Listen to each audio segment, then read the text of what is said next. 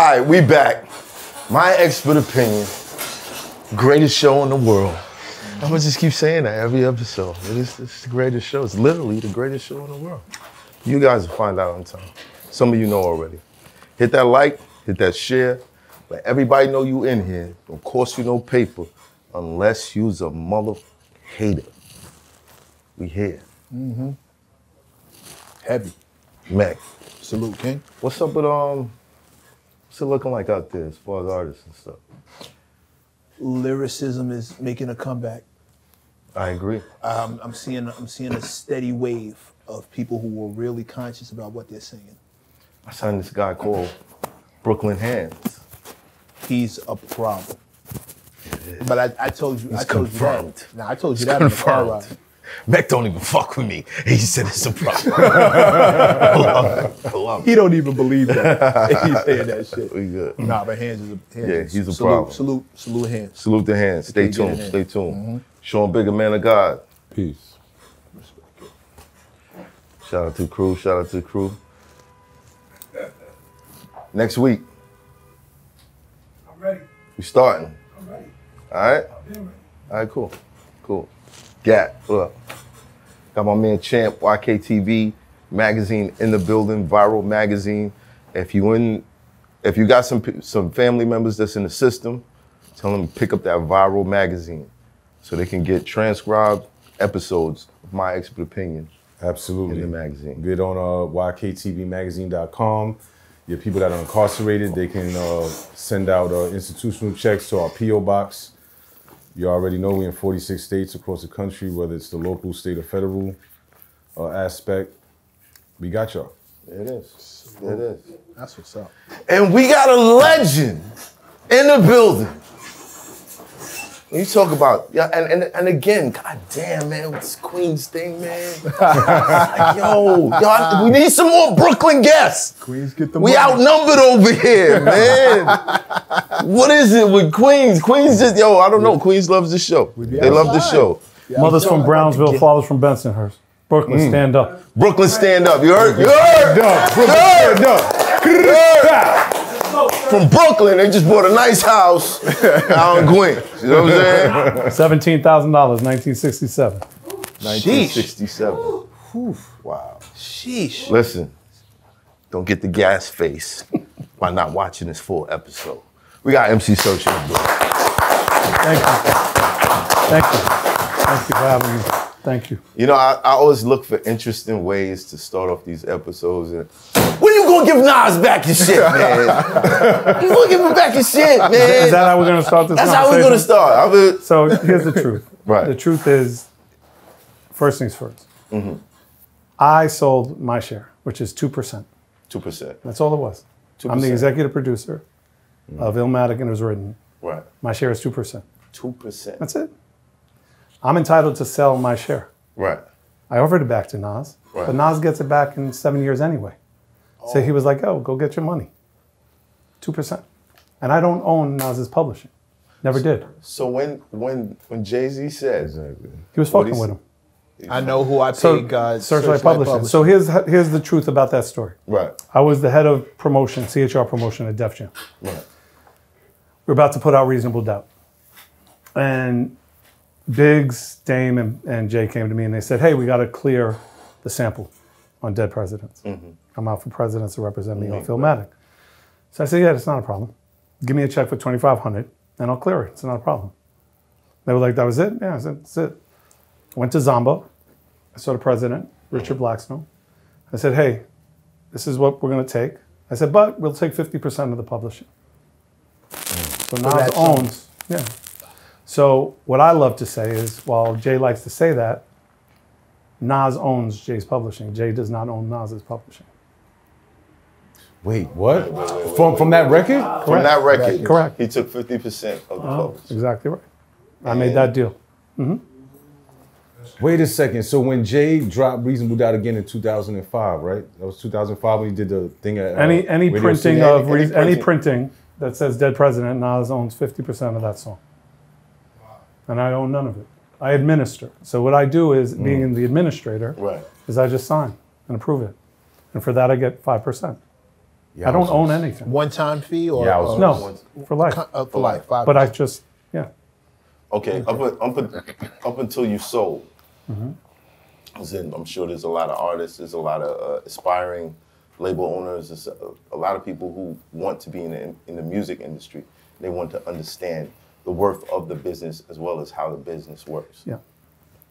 What was that 2% worth? It was a nice check. But it was also a check that I ate off of for 27 years. So here's if you want to get deep in the weeds on this, because here's what I honestly believe. Right. People don't want to really understand the business. They just want to make money in the business. Right. They don't really want to understand the business. Right. That's a fact. They just want to make money. Right. But if you really want to understand the business, artists receive their rights back after 35 years. It's called the 35-year rule. Right. So the original recordings revert back to the artist that recorded the artist. So for example, Third Base will receive all of the Cactus album and Derelicts on December 1st of this year. I will own all of my original recordings. Well, is there a re-release, a Of course, celebration? all of that, all of that, all of that. Because Def Jam hasn't released the record in 2.5 decades, and I have never seen a royalty check ever from Def Jam, ever. Ever. Wow. Never. I got a check when I signed, and when I did Derelicts, I got another check, and that was it. So I will make whatever I make on the records that I will now own. Same thing for Nas. So Nas will have all of his rights revert back to him on Illmatic, and it was written in 7 and 9 years. Right. So my share is 2%. That's it. Right. It's never been more. It's never been less. But what was that 2% worth? It was worth a lot of money. Fluctuates with the album, what the album So does. so the album does about, but between it was written and Illmatic, it does a couple of 100 million streams a year. So if you can equate what 100 million streams is worth, then you get the 2% of that. yeah, Depending. but the thing is, it's not so much what is it worth, right? It's the true value of what it gave me, right? So it gave me and my family a great deal of freedom. It gave me and my family a reason that I didn't have to chase anything, right? When I had ebbs and flows in my personal life, I didn't have to worry about a check every month because it came in, right. you know? Right. And most importantly, and this is to me the most important thing, whether I'm giving Nas his shit back or not, Right. is I made Nas a millionaire the first week his album came out because I made sure all of his legal was done properly. He never had a sample clearance issue. He never had a rights issue. He never had to sell his publishing. He never had to do anything except make music. Right. I took care of all the business. And that first week that album did 165,000 albums, he was a millionaire. And he never looked back.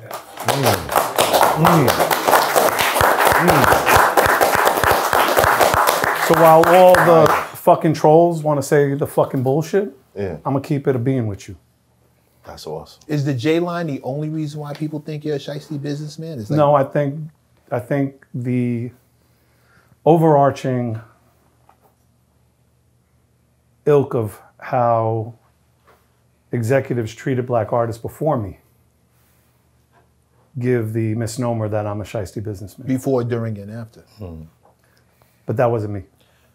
You actually, now, here's where I'll stop the cap.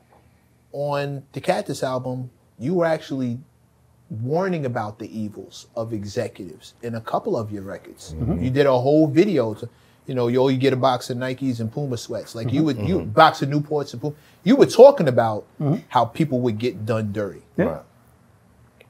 I mean, I was raised around a lot of 5%ers. A lot of my friends who were named Julius became Lord Duquan. A lot of my friends who were Thomas became understanding mathematics. So I was, even more than going to synagogue, I was going to MECC on 125th Street. And it was very clear to me when I was coming up, before there was a culture or before there was a business, that I was allowed to watch, but I couldn't participate. That this was black music, a black art form, and it wasn't for me. So I had to prove myself. Right. So I wrote rhymes every day, and then I started battling. You battled a Yeah. lot. Battled a lot. Yeah. Yo, he challenged me. Yeah. Word? It's me. Oh yeah. What happened? When was that? How did that Last come week. about? I told That was you. last week. It was last week. Last week. Yeah. Last week. It was like 1998 or some shit. Oh no. No, It wasn't no. when he was in his prime. No, it wasn't that. No. No, I've been You felt like he had a shot against you I now. write rhymes every day. I just put out a record last week. Yeah. I just put out a record. I write rhymes. I write 4 or 5 bars every day. Every day. MC. Every day. I write rhymes every day. I owe this culture everything. I tell anyone that ever meets me, if it wasn't because of this, because of this thing that we got, the only time you would meet me is with your lady coming into Nordstrom, and I'd be like, "Dude, she want a 7 or 8 in brown or black." You know, I'd be a salesman. Right. You know, so everything I have, I owe to hip hop. I owe it everything. Do you feel like you was more informal with music as far as informing the artists, or do you feel like you was more informal with business? Yes. I don't think it's one or the other. Yeah. I think it's both. Okay. Well, I think, because there's, as the great Prophet Mill says, there's levels to this shit. yeah. Coming into Def Jam, it's a crazy story. So we release our record. Right. We purposely didn't put out a promo photo. We purposely didn't put out any pictures. We wanted people to step into the AM and just be like, yo, that's a banger. That's Eminem in the hoodie. You know? Right. So we sit down with the head of promo at the time, whose name is Wes Party Johnson, may he rest in peace. Wes was built like Jim Brown with hair like Don King. And he invented the radio promo game. And he sat me and my old partner down, and we had sit in his office, and he had this look on his face. He was like, and he got up, and he said, listen, you two fucking cracker motherfuckers, if I gotta take you to fucking black radio, you better know these black motherfucking programmers forward and backward. And he threw 2 magazines at us, Billboard and Radio and Records. He said, I'm taking you motherfuckers out on the road in 6 weeks. You better learn them motherfuckers. I ran right to the New York Public Library because there was no internet. Right. And I saw I was going to WDAS in Philly, WPGC in DC. I was going to Richmond. I was going to Wowie. I was going to HUR. I was going, started Litman. Okay, DAS, Helen Little. Took note. Every day, 6 weeks. Get down to WDAS. DAS at the time was one of the most respected radio stations, urban radio stations in the country. It was ran like a corporation. You'd walk in there, everybody had suits and ties. Hello, sir. Right. Would you like some water? Miss Little is waiting for you in the office, sir. Walk in. She goes give big hug. Come on in. Oh, no. Serch, you go. Go where? Go talk to Helen. Now, he doesn't know that I'm studying. He don't know nothing. I sit down with Helen Little. She sits down, and I said, listen, Helen, before we start talking, I understand you started your career at the University of Houston, then you went to QUE. So can I ask you a little question about being the program director at QUE? But you also went to HUR, and that must have been weird because HUR is the first college station that also acts as, and her eyes got wide, and we talked for about 45 minutes. I leave the office. She gives me a huge hug, and she calls Wes in. He was in there for 5 minutes. Now, mind you, this office was corporate and quiet like this room. And he comes out and he goes, you! Get the fuck outside by the fucking dumpsters right now! Wipes the spit off his lip. I'm like, oh my God, I'm gonna get killed. This motherfucker's, I don't know about y'all, when somebody took you to the dumpster around my neighborhood, It's over. there was a reason for that up. shit. It's quiet. And he takes me out there, and I'm, you know, he's 6'7", and he's like, what did you say to her? Serch, I want to hear every fucking word you said to her. And my voice goes up about it. I told her about the time she was like, I told her about you. Right. And I'm spitting a mile a minute, and he goes, let me tell you something, you little white motherfucker. Do you know what the fuck you just did to me? Do you know what the fuck you just did to me, man? Wiping the spit off. Yeah. I got fucking LL Cool J, Public Enemy. I got fucking Slick Rick. Right. And I gotta go tell them motherfuckers To do that shit. that a white boy just got added to DAS before they did? Wow. You better, whatever the fuck you did, you better do that on every fucking station. And we went to PGC. Donnie Simpson. I understand you went to Yeah. Yeah. Oh, Donnie, tell me about the time that you were actually, you started your career when you were in Indianapolis when you were 18, but then you went and then you did, 7 a.m. got added every station. Because he told me, Wes told me, he said, if I'm going to allow some white motherfuckers to take a black man's spot on an urban chart, you better respect where these motherfuckers came from. Mm.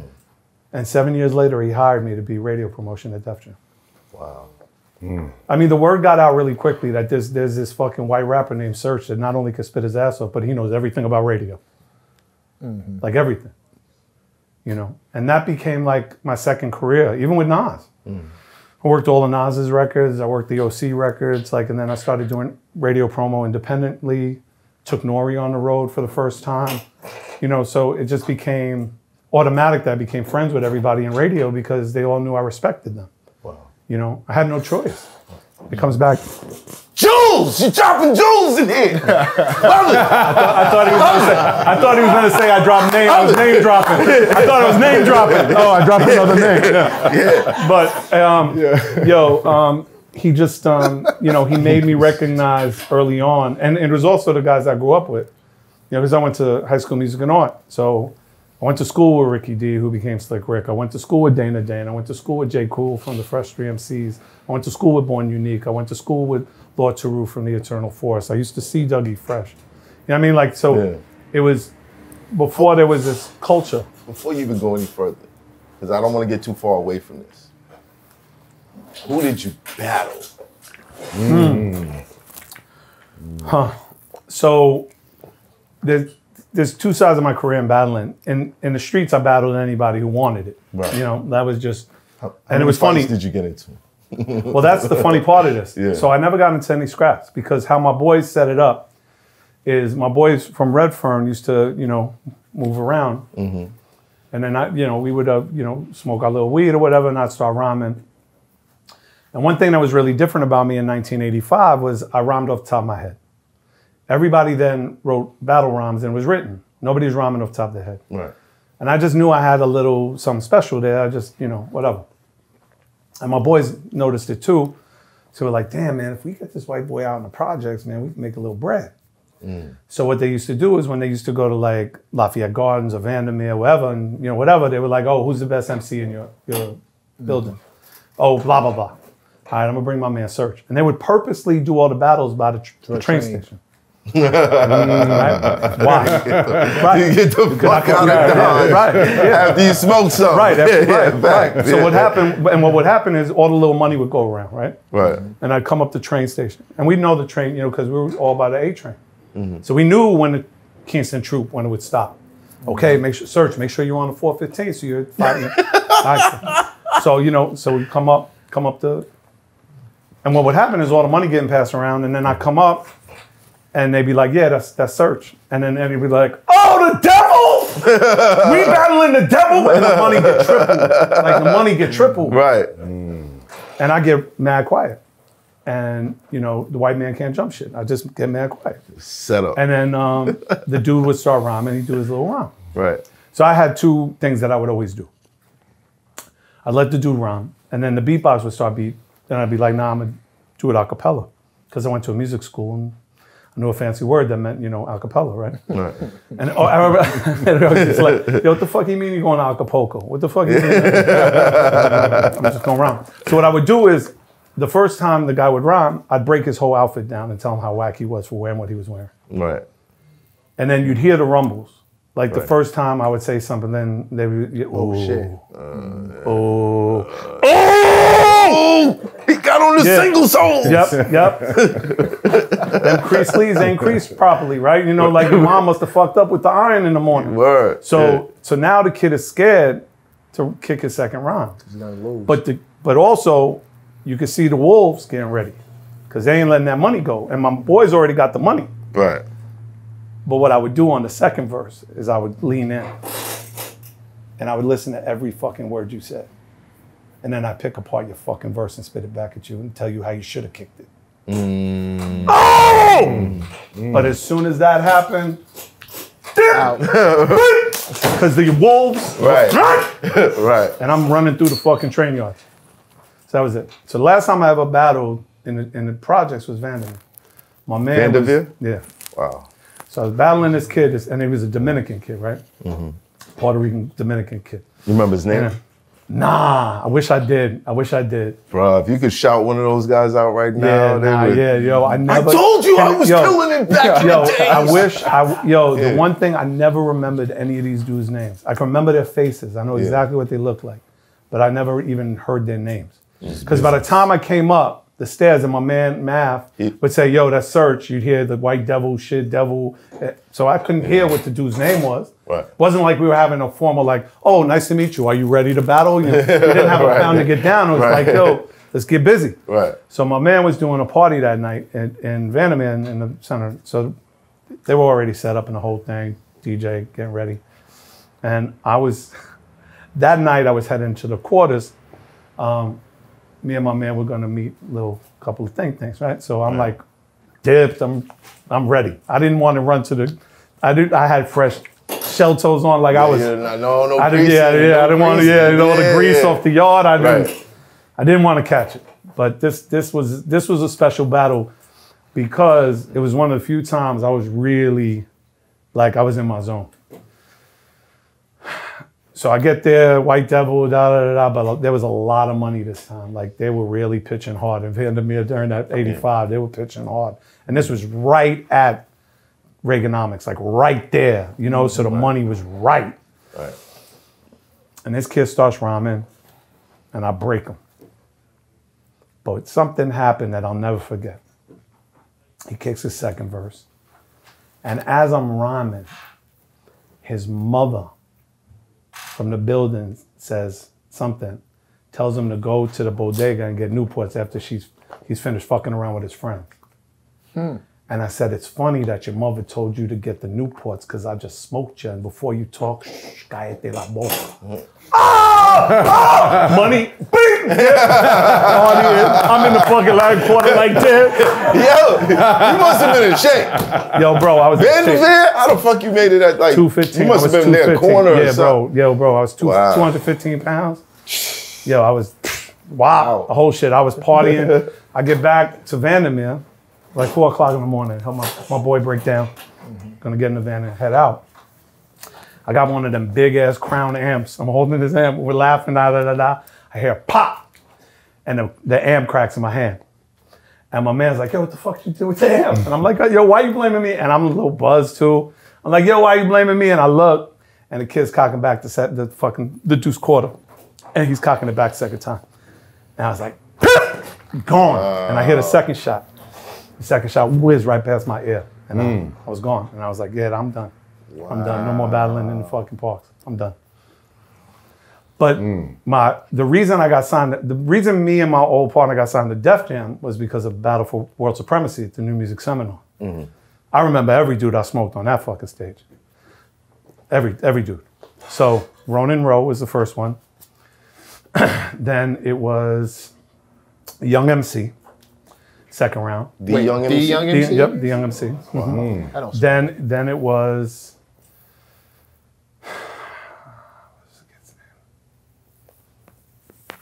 Third kid I battled that day. Let me see. Ronin Rowe, Young MC. Yeah, Ronin MC. Oh, right, no. And then it was over for the day. And then the next day was the finals at Hammerstein Ballroom. And I battled Raven T from the Mighty Mike, or the Dismasters, Mighty Mike Master, Dismasters, sorry. I always get that name, Dismasters. And I almost lost that battle because I did something I shouldn't have tried. I shouldn't have done it because I was so rhyming off the top of my head. And they had the Dismasters were famous for like doing mama jokes in their rhymes, So I was like, yo, I'm just gonna come at him with his own mama jokes. Like I'm gonna just come at him, and I started fumbling. And I'm hearing the boos. And he's in the back, and I see him opening up a piece of paper. And I said, wait, you rhyming off a piece of paper? I said, wait, where's the bartender? In fact, get a waiter. Somebody serve him a plate of rhymes. Because you can't be writing rhymes off paper. What you thinking? And the crowd was like, oh! And I was like, wait. And then I looked and I said, yo, I just served you, son. 3, 2, 1, my job's done. And the fucking timer went off. Burn. He could have said some old neck shit. He was done. Yeah. But then I get to the side of the stage and I'm about to battle the next dude. And Mr. Magic comes behind me from BLS. And he's like, yo, let me get your mic. And I'm like, yo, there's a mic on stage. What you need my mic for? And Magic would love to do this. He'd say, don't you know who I am, motherfucker? I'm Mr. Rockin', Mr. Magic, motherfucker. And I'm like, yo, I don't give a fuck who you are. I'm about to rock the stage. Right. And this motherfucker pours some water on me. Oh, shit. So I'm like, oh yeah, nah, okay. I'm about to expose your whole shit. So I didn't give a fuck who I was rhyming with. I said, yo, B comes on, and I dissed BLS. Oh, shit. I called them WBL Fest. I said, his name is Mr. Tragic, he ain't Mr. Magic. I said, all he does, he don't play records, he just be sucking on a glass dick. Wow. I said, yo, you shouldn't be a DJ, you're better off being a cokehead. I said, you turned fucking MC Glamorous and MC into another fucking thing. I said, in Red Alert, he'll never fest. I'd rather hear him 3 hours just going, yeah. I said, you're fucking, and I just went at him, and the crowd was like, oh, like that's classic. That was it, the whole shit. That's I don't even know what the kids said, but they were like, Serch, Serch, Serch, and they put the beat on. I was like, girl, let me tell you a little more about this motherfucker right here. So I went down there. I come back to the side of the stage, and Rhyme Syndicate, Ice-T, had a kid from Cleveland named Bango. And I'm like, I wanted to, So this kid is from Cleveland. Right. But he went and got a haircut at Astor Place and got the New York City skyline in the back of his head. Oh. And I'm like, like, is it, yo, like, why you serving me on the silver platter? The fucking, you're giving me the fucking silver platter to shit on you. Right. The silver platter, Bango, I saved your life. Wanted that one, Bango. But yo, You remember that name? Right. and he says to me, yo, let's not diss each other. Let's not go after each other. Let's just go bar for bar. And I'm like, like, you got that, but I'm like, all right, fuck it. I could still beat you on. I could still beat you. It don't even matter. Right. Because I already had my first line that was going to kill him. Like, Banger, you from Cleveland, right? You from Cleveland? We got the New York skyline in the back of your head. What time is it? When you leaving? I still remember that line. You know what I'm saying? Like, you don't even represent your own Why didn't you hood. agree to that? Because I was just in the moment, and I was like, Rhyme Syndicate's in the front, and I'm like, yo, I just didn't want. I wanted, if that's how he wanted it, I could beat him in any game. You're in my yard, and I'm in the zone, so it doesn't matter. And what I did then, people to this day that were there remember it. Right. I took my name, so they had this big thing with the names in the finals, and I took my name off and I said, my name's Serch. I said, I'm searching for unity. Black, white, yellow, brown, I want a whole community. Hip hop's for us. It's not about them or them. And I just went on this whole fucking, and the crowd's going crazy. And I slammed my name back on there and I said, and the next time you see my name right there, it'll be first place. Burn. Oh! I get off the stage, I turn around and get ready for round 2, and I'm watching him run. And I'm feeling somebody rub my back. I thought it was my mother and my father because they were there in the crowd. I turn around, it's Russell Simmons. And he says, if anybody asks you, tell me you signed the Def Jam. And that's how we got our deal. So it didn't even matter if I won or not. At that point, I was done. I was done. I got my deal. I was done. Those are the kind of stories. You know what I'm saying? So that was it. Yeah. So I came back out, and it's the one time, and to this day, I still poke Red Alert a little bit about it. Because it was 4 people on there, 2 for Bango, 2 for me. And that's not how it's supposed to be. It's supposed to be that the judges, and Red Alert got up and he said, we can't decide, let the audience decide. And because Rhyme Syndicate, Jorge Hinojosa, Ice-T, Africa Islam, they had, when you heard on stage, and I will say this, when you heard his name on stage, it sounded like Bango won. Because they had more people. And when they said my name, they booed. So when they gave it to Bango, the whole fucking audience booed him. Yo, Ice, that was dirty, Ice. You know what I'm saying? So, but it was okay because I walked away. That was and I was like, you know what? I told my mom, and my mom was like, you got robbed, baby. You got robbed. And I was like, it's okay, Mom. I got a record deal. So I won. Right. Fuck that. Yeah. That's So right. that was it. Who's Bango? Did anybody? MC Bango put out a record on Warner Brothers through the Rhyme Syndicate thing. Around the same time Everlast put out Forever Everlasting. So 1988. And he put out one single. Wow. Yeah. Those are the kind of stories that MCs hear and think it still happens that way. I did. Like you could just rap that I great did. and somebody will come Well, along I mean, beside you. Yo, I was Listen, what you think Rap I was doing Olympics. out there, bro. Exactly. I That's just how- wanted to do the that's battle how- world like, yo, I'm trying to get a record deal, though. That's Like, how Eminem got his deal. yeah, facts. Rap Olympics. No, that's how he didn't put out a single until that Yeah. thing. The Yeah. reason that Dre signed him is when he battled the female and said, I never battled a female before. And he said something. He goes, you probably get your period and blame it on me. And that was the line when Dre said, yeah, I got to fuck with this kid. Wow. But yo, Mav, you know what's dope? As far as your story in comparison with your story, going from battle rap and going into the podcasting world, is that he just went from battle rap into the rap world. Right. You understand? As far as getting a deal. Right. But it's still a great comparison. But that was the method, because if you didn't have $100 grand to put in a promotion and recording and all that stuff, you battled. You battled because your name would travel. Right. And you know, when you walking into those offices and nobody know who you are, you just got that one moment. You know what I mean? But if they know who you are before you walk in, off the strength of Whatever you tearing rappers up outside, Right. it's different. Right. Yeah, man. Also, two separate eras though. Yeah. Like between his era and your era. Yeah, It's two separate eras. Bimmy, he actually came here. He told the story about. Well, we told the story about him seeing me battle, and wanting to sign me to Def Jam. Oh, I remember. So, yeah. I remember seeing that episode. Word. Bimmy was one of the dudes that like was one of our, I mean, obviously Queens, right? But like, Yeah. but it's more about like, that was the other thing too. You know, when I was coming up also, you know, Fat Cat, Tommy Mickens, like all those dudes were like the guys who looked out for me. Right. Like, you know, I never got robbed in a quarter. I never got stuck up. You know, my favorite line is I can walk on any Martin Luther because I know every shooter on every Martin Luther. Like I just, it became, I was okay walking by myself. Right. Because everybody was just showed me so much love and I just showed them so much love. Like I'm one of these people that I'm really good at remembering names, not just faces. Right. You know, and it goes back to what Wes said to me in that office. It goes back to the fact that I appreciate everything that I've had the opportunity to get, Right. to receive. Right. You know,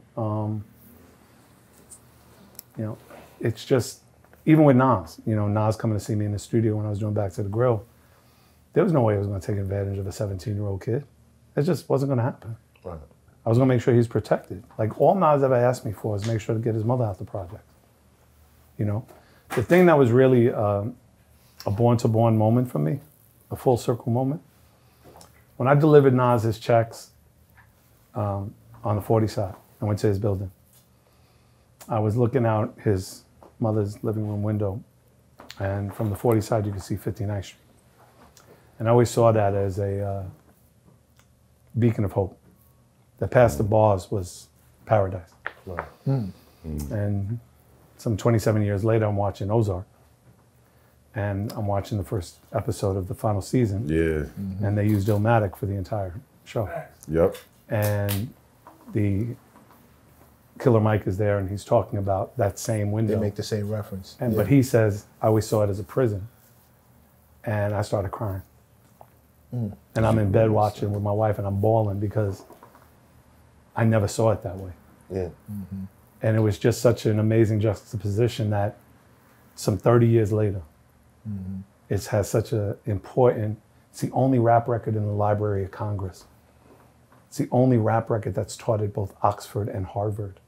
It's the only rap album that has 17 number ones based on their lyrics. I mean, Illmatic has been a testament of time, and I didn't make a single lyric. I was not involved in a single piece of the production. But I took Nas to Pete Rock's house every day for 4 months. I made sure every contract, every sample was cleared. I made sure every producer agreement was done. I made sure that when those 165,000 albums got sold week one, he was a millionaire and he never looked back. See? The unsexy jobs. So it's okay, and I got to tell you, you know, It sounds sexy to me. I don't know. it's okay, you know, and it's okay, you know. My wife and I laugh about it all the time because, you know, it's okay what the trolls say. It's, I could give a fuck what the YouTube says about, yo, Nas, give Nas back his shit. Right. You don't know shit. And it's okay that you don't know shit because you're not supposed to know shit. Right. You can feel however you want to feel. I know what's real. Right. I know what my checks say. And I know what I earned. I didn't steal a fucking penny. I earned every penny of that fucking 2% that I made. Did you ever run into Jay-Z and be like, hey, man? Yeah, all the time. Why I mean, did you right do after, that? no. I mean, listen, he know, look, the one thing I love about Jay is Jay knows how to poke the bear. Because Jay comes from that era. Jay was a battle MC. Yeah. So he comes from that era. He knows how to poke the bear. You know? Right. I know I paid, what do I care? You know, and the other funny thing is, there was never a Searchlight Publishing until 2011. Oh shit! Name of the publishing company was crazy. The name of the publishing company was Schematics. Schematics Publishing. Yeah. Because I run the Schematics. Well, on both sides, Serch, you know, I mean, Jay said what he said on Takeover, but Nas said, but look, hold on. You feel the need to defend right now. No, I'm not defending. I know you do. No. I'm Yeah. just contrasting, right? So Right. Jay said what he said on Takeover. You know, I know who I paid God Searchlight the publishing, Right. but then Nas said a lot of things. Show off. I count And door off while you Ether, saying right? my That wasn't true. was It was jokes. A rule Just you poking at used you. to rap like the fool sneakers. But Jay said shit that, you know, we believe. We like, oh, Searchlight Pro. It's For years, I it's believed that credibility. until It's now. credibility. Credibility. But you know what's funny? It's crazy. You talk about credibility, but so few people mention the 6 songs that Nas created, Surviving the Times, that he gives me and shows me love. Rebel Love Hip Hop coming through a white rapper. Nobody ever talks about the love that he shows me. Well, Jay has made a big deal in letting everybody know that he doesn't lie in his rhymes. So when he says, I paid Searchlight Publishing, Yeah, but that's the danger. But no, Like but I it- know, but let's- yeah, if but you yeah. people look at you, it's like, yo, he's the real guy. He's gonna. The day you decide to just twist the truth a little bit, it's gonna sell. And then the Nas, That's a fact. didn't Jay also say, only believe half of what I say and not, Yeah, and not fact. Yeah. nothing of what I, nothing And what what you you hear. hear. and with only that half of said, what I you will see. kill niggas dead. You know what I'm saying? So it's like, so why can't this just be, you know, what it's always been, which is a beautiful essay of wordplay, and let's appreciate the wordplay. You know what I'm saying? Like it's always come down to how, Real, not even real, authentic. authentic. And sometimes we have to scale back and say, yeah, it comes from an authentic place because we live in an authentic place. if the man says authentically, you ain't get a dime, dude. You was getting fucked then. I know who I paid, God, Searchlight Publishing. There's no way to see it. There's no innuendo in it. It just is what it, Yeah. You know what I'm saying? Yeah. Like it's just a statement. It doesn't sound tongue in cheek. It sounds Yeah, but it was also Right. it was on a battle run. It's a battle rap. and Right. like yeah, but the whole point of that specific battle, I think one of the reasons why it gets so much credence is because of the authenticity that we believe to be. Yeah, I in mean, those it was lines. listen. It was our Ali Frazier. I showed you your first tech. Yeah, when with Tech Large on the dresser. Professor. Yeah. And then the stories come out corroborating that he did show him the first. So why wouldn't we? Why would we understand. believe But that? I one also think- and yeah, not but believe this again, other? I think that I think in my case, not in every case. I think in my case, it's easy to blame the white man. It's not true, but it's easy because it's believable in 9 times out of 10. It's easy to believe That in white 9 man times out of fucked you 10. over. It's already a sold story. You know what I'm saying? Yeah. So it's, but for me, if you were in the room with me when I made the decision with my wife to do this with Nas, I told her the same thing I told my lawyer is I'm not going to be the Jew that fucks the black man. I will not be that guy. I will not be Morris Levy. I will not be Ahmed Erdogan. I will not be any other. I will break the mold. Yes, sir. Why was that important for you? Yeah. For the exact same reasons I got in the game, because I was given my ghetto pass when the ghetto pass really was something. Yeah. When it really had credence. Right. When I was allowed to go to 165th and Gates and go see Ultramagnetic and not get robbed, because the word was out, hey, my man Serch is coming, leave him alone. You know what I'm saying? Like, that was, like, my routine was Latin Quarter, Union Square, Rooftop, S&S. Downtown was downtown, but Decepticons ran downtown. Right.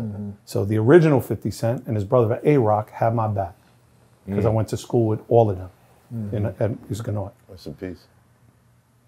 Then I go to Latin Quarter, I'm good, because everybody know me there. Then I go to 155th, to fucking Uptown, I'm good. And then I go to the fucking, I'm going to S&S at 5 o'clock in the morning, and nothing happens, ever, nothing. It's because of the respect I gave people, and because they knew I was not coming in to do anything that was counterintuitive. I was not here to be, Chuck D used to lovingly refer to me as his favorite white spy. Because he would take because I would go into meetings and then they'd leave me behind, and because of his face and these eyes, they would say things that they wouldn't say in front of Chuck. And then you come back. Oh yeah, of course. Yeah. And I would tell him everything. Awesome. MC Serch is the original Eminem. Nah. MC Serch paved the way for Eminem. I wouldn't say it. Can I pave the way, bro?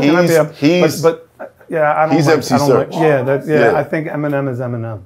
Yeah, but I think you paved the way but for I him. don't. But I don't think. Or would that be saying the Beastie original Boys? Eminem. Yeah, is like, it's almost like saying like, he's the fake one. You know, what yeah, I mean? Like, I don't. that's I think true. Eminem paid his own dues. Like, Yeah, facts. you know, the fact of the matter is, I'm fortunate enough that I spent 7 years in Detroit. I was the first non-African American to ever host the most legendary urban station in the history of the country, WJLB, and I had the #1 show there, and I saw what he did. I saw how he had a battle at the lounge. Like, I met with, you know, those dudes. Like I knew the Cardi Boys. Shout out to the Cardi Boys, Low Lewis, Killer Gans. Shout out to all of y'all. Detroit, stand up. What up, though? So all of those dudes. I met all the dudes that battled them. I met Low Lewis. I met the guys who lost to him. Trust me when I tell you, that dude earned every stripe he had. Facts. Every stripe. And Every everyone stripe. that I speak to from the D, they were like, listen, man, there ain't want no problems with him. No. And he sat with his head, he sat with his hoodie low, and when he had a, he would go. And that's, you know, and Proof was, rest in peace, Proof. Rest in peace. You know, like, those guys, and also Trick. So many family, Goon Squad, shout out to Goon Squad. Salute, like all of my, Royce, I see you, all of those people. Like those, it was nothing but love for me in Detroit. Like I would go there and hang out with Dilla in the 90s beat shopping. Rest in peace, Mama Yancey, shout out to Dilla, rest in peace. So it was natural for me in 2003 to want to go and do radio in Detroit. It was just, I saw, you know, I was one of these people, I don't know if you're like this, but when I told my mother that I wasn't going to take a 4-year free ride to the St. Louis School of Music at George Washington University in St. Louis to be an MC, to rap, my mother said, what do you mean, you're going to rap gifts at 2 guys? Like, what's this rap thing? Like, what do you mean rap? Yeah. I said, no, there's this whole culture, and it's DJing and breakdancing, and there's this MCing and then rap. She goes, well, so what's your plan? I said, I just told you my plan. Be a rapper. She said, no. If you're going to give away 4 years of a free ride to college, I need to know what your plan is. Right. And I had to sign my letter of intent on that Monday, and it's Friday. So I made a plan. Like I literally wrote, okay, I got to find a producer. I got to made a plan.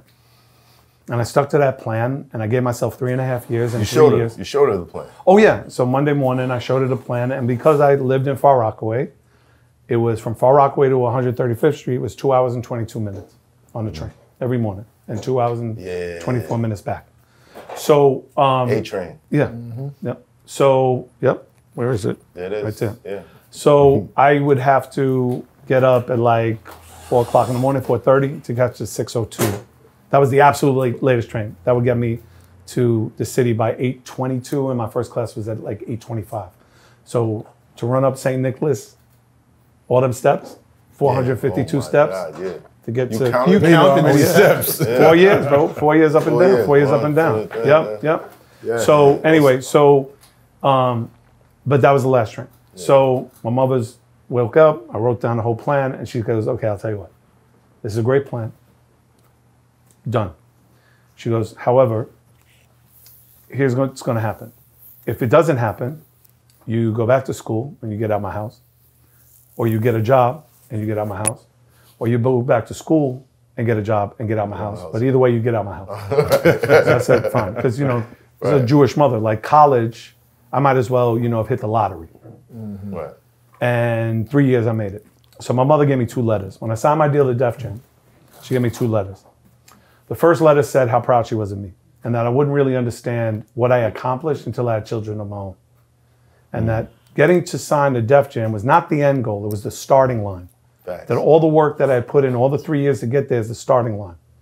And that she was super proud of me and she loved me and all that. And the second one was a bill, rent, insurance, clothing, studio time. Facto. She want to recruit. She want to recruit. Yo, bro. You go in the recording industry, I need to recoup all that bread I raised you off of. $17,963.43. And And so I said, Mom, Mama, I love you and thank you for the letters. Yeah. But I only got $15,000 in advance. I'll give you $5,000 towards that bill. Right. But I'll give you the rest through my ASCAP royalties. And she said, well, what? What's ASCAP? I said, oh, every time my record plays on the radio, Right. you'll get a check. So she was thrilled. So she'd call me and go, Michael, do you know your record played in Israel? You made 78 cents in Israel and in Germany? Oh, shit. Michael, let me ask you a question. Why is it that when your record plays on BLS and KISS, you only make 42 cents, but when it plays on Z100, you make $1.15? That doesn't seem fair to me. Right. So she was So on it. so 1996. So now I get where this whole thing, where it comes from. Your mom's well, very my thorough. father, my father was on Wall Street. Yeah. So my father played. Oh, hell. He played Yeah, D1. that is. Well, 2 things. My father played. Cheated. He played D1 basketball. Right. So he played D1 basketball at Alabama, and he played D1 basketball at Sony, at SUNY Binghamton. Excuse me.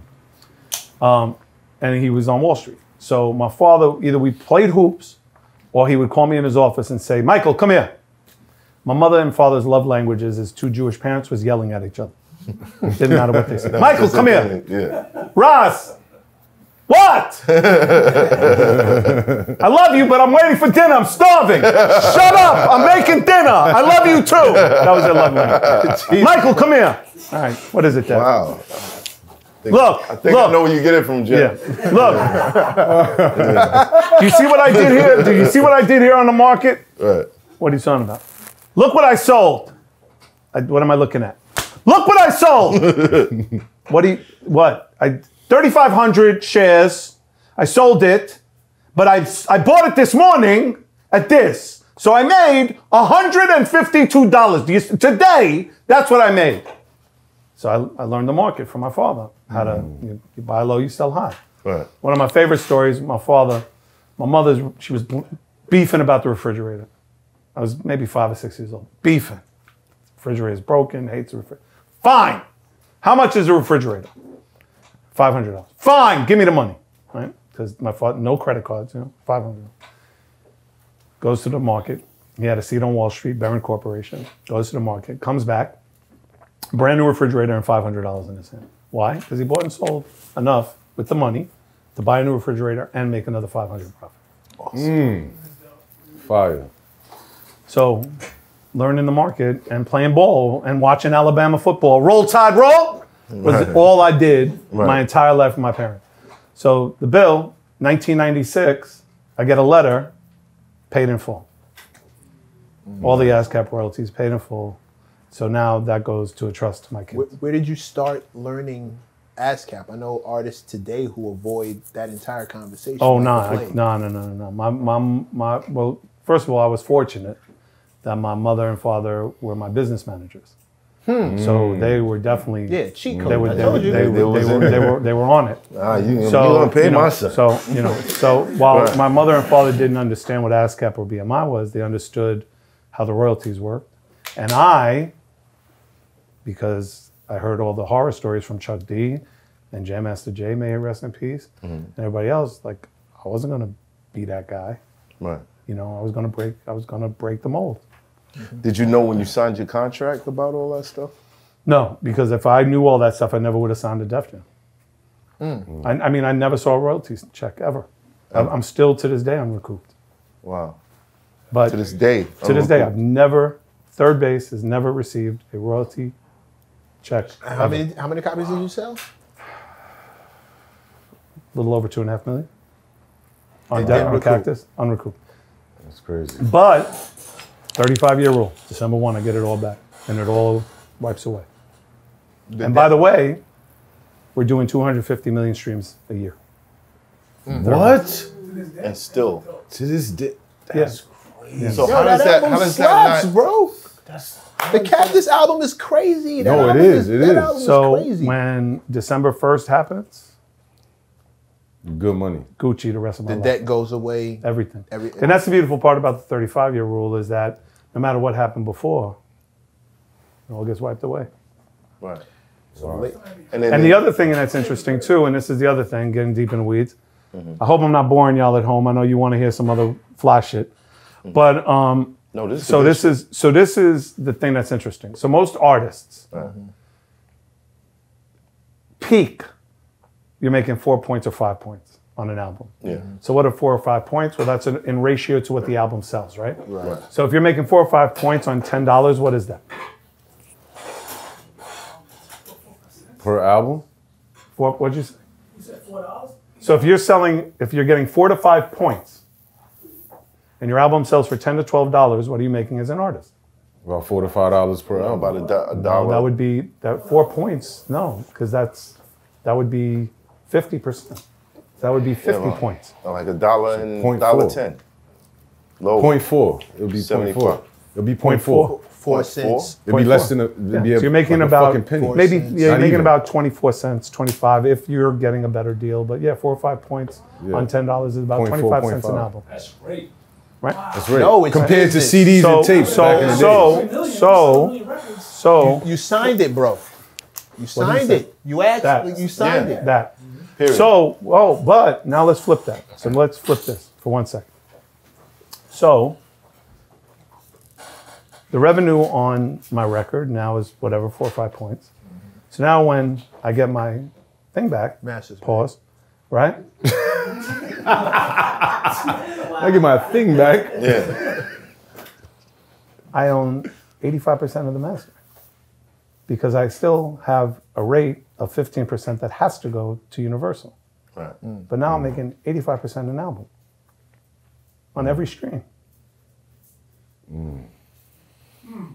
But don't but You release everything back. but isn't it with you have And to they show- haven't released the Cactus album in 25 years. Years. So you're gonna re-release it. Oh, yes, sir. Yeah. He said, yes. "Oh yes." Wait, so 3D, but 3D mastering everything. Oh, yes, sir. Yeah. But don't you have to sell a certain amount of streams to make about $100? So the streaming numbers are close to that. It's 0.0038 per stream. That's on freemium. On premium, it's 0.0025. So for 1,250 streams, it's about $7. Compared to JPay.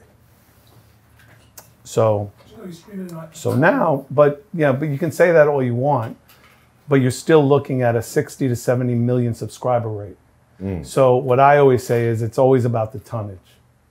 I would rather do tonnage at 0.0025 than JPEG at 1,000 or 2,000 subscribers or 3,000 or 5,000 subscribers at 10. So Because no, the I ratio is wasn't great. talking about JPEG. I'm talking about JPay, the JPay. prison. prison stuff JPEG. where it's Oh, hard okay, sales. Yeah, they No, can purchase you make it. 80 Right, sales right, now. right. You make 80 to Right. 90% per sale, Right. hard sale. But you're still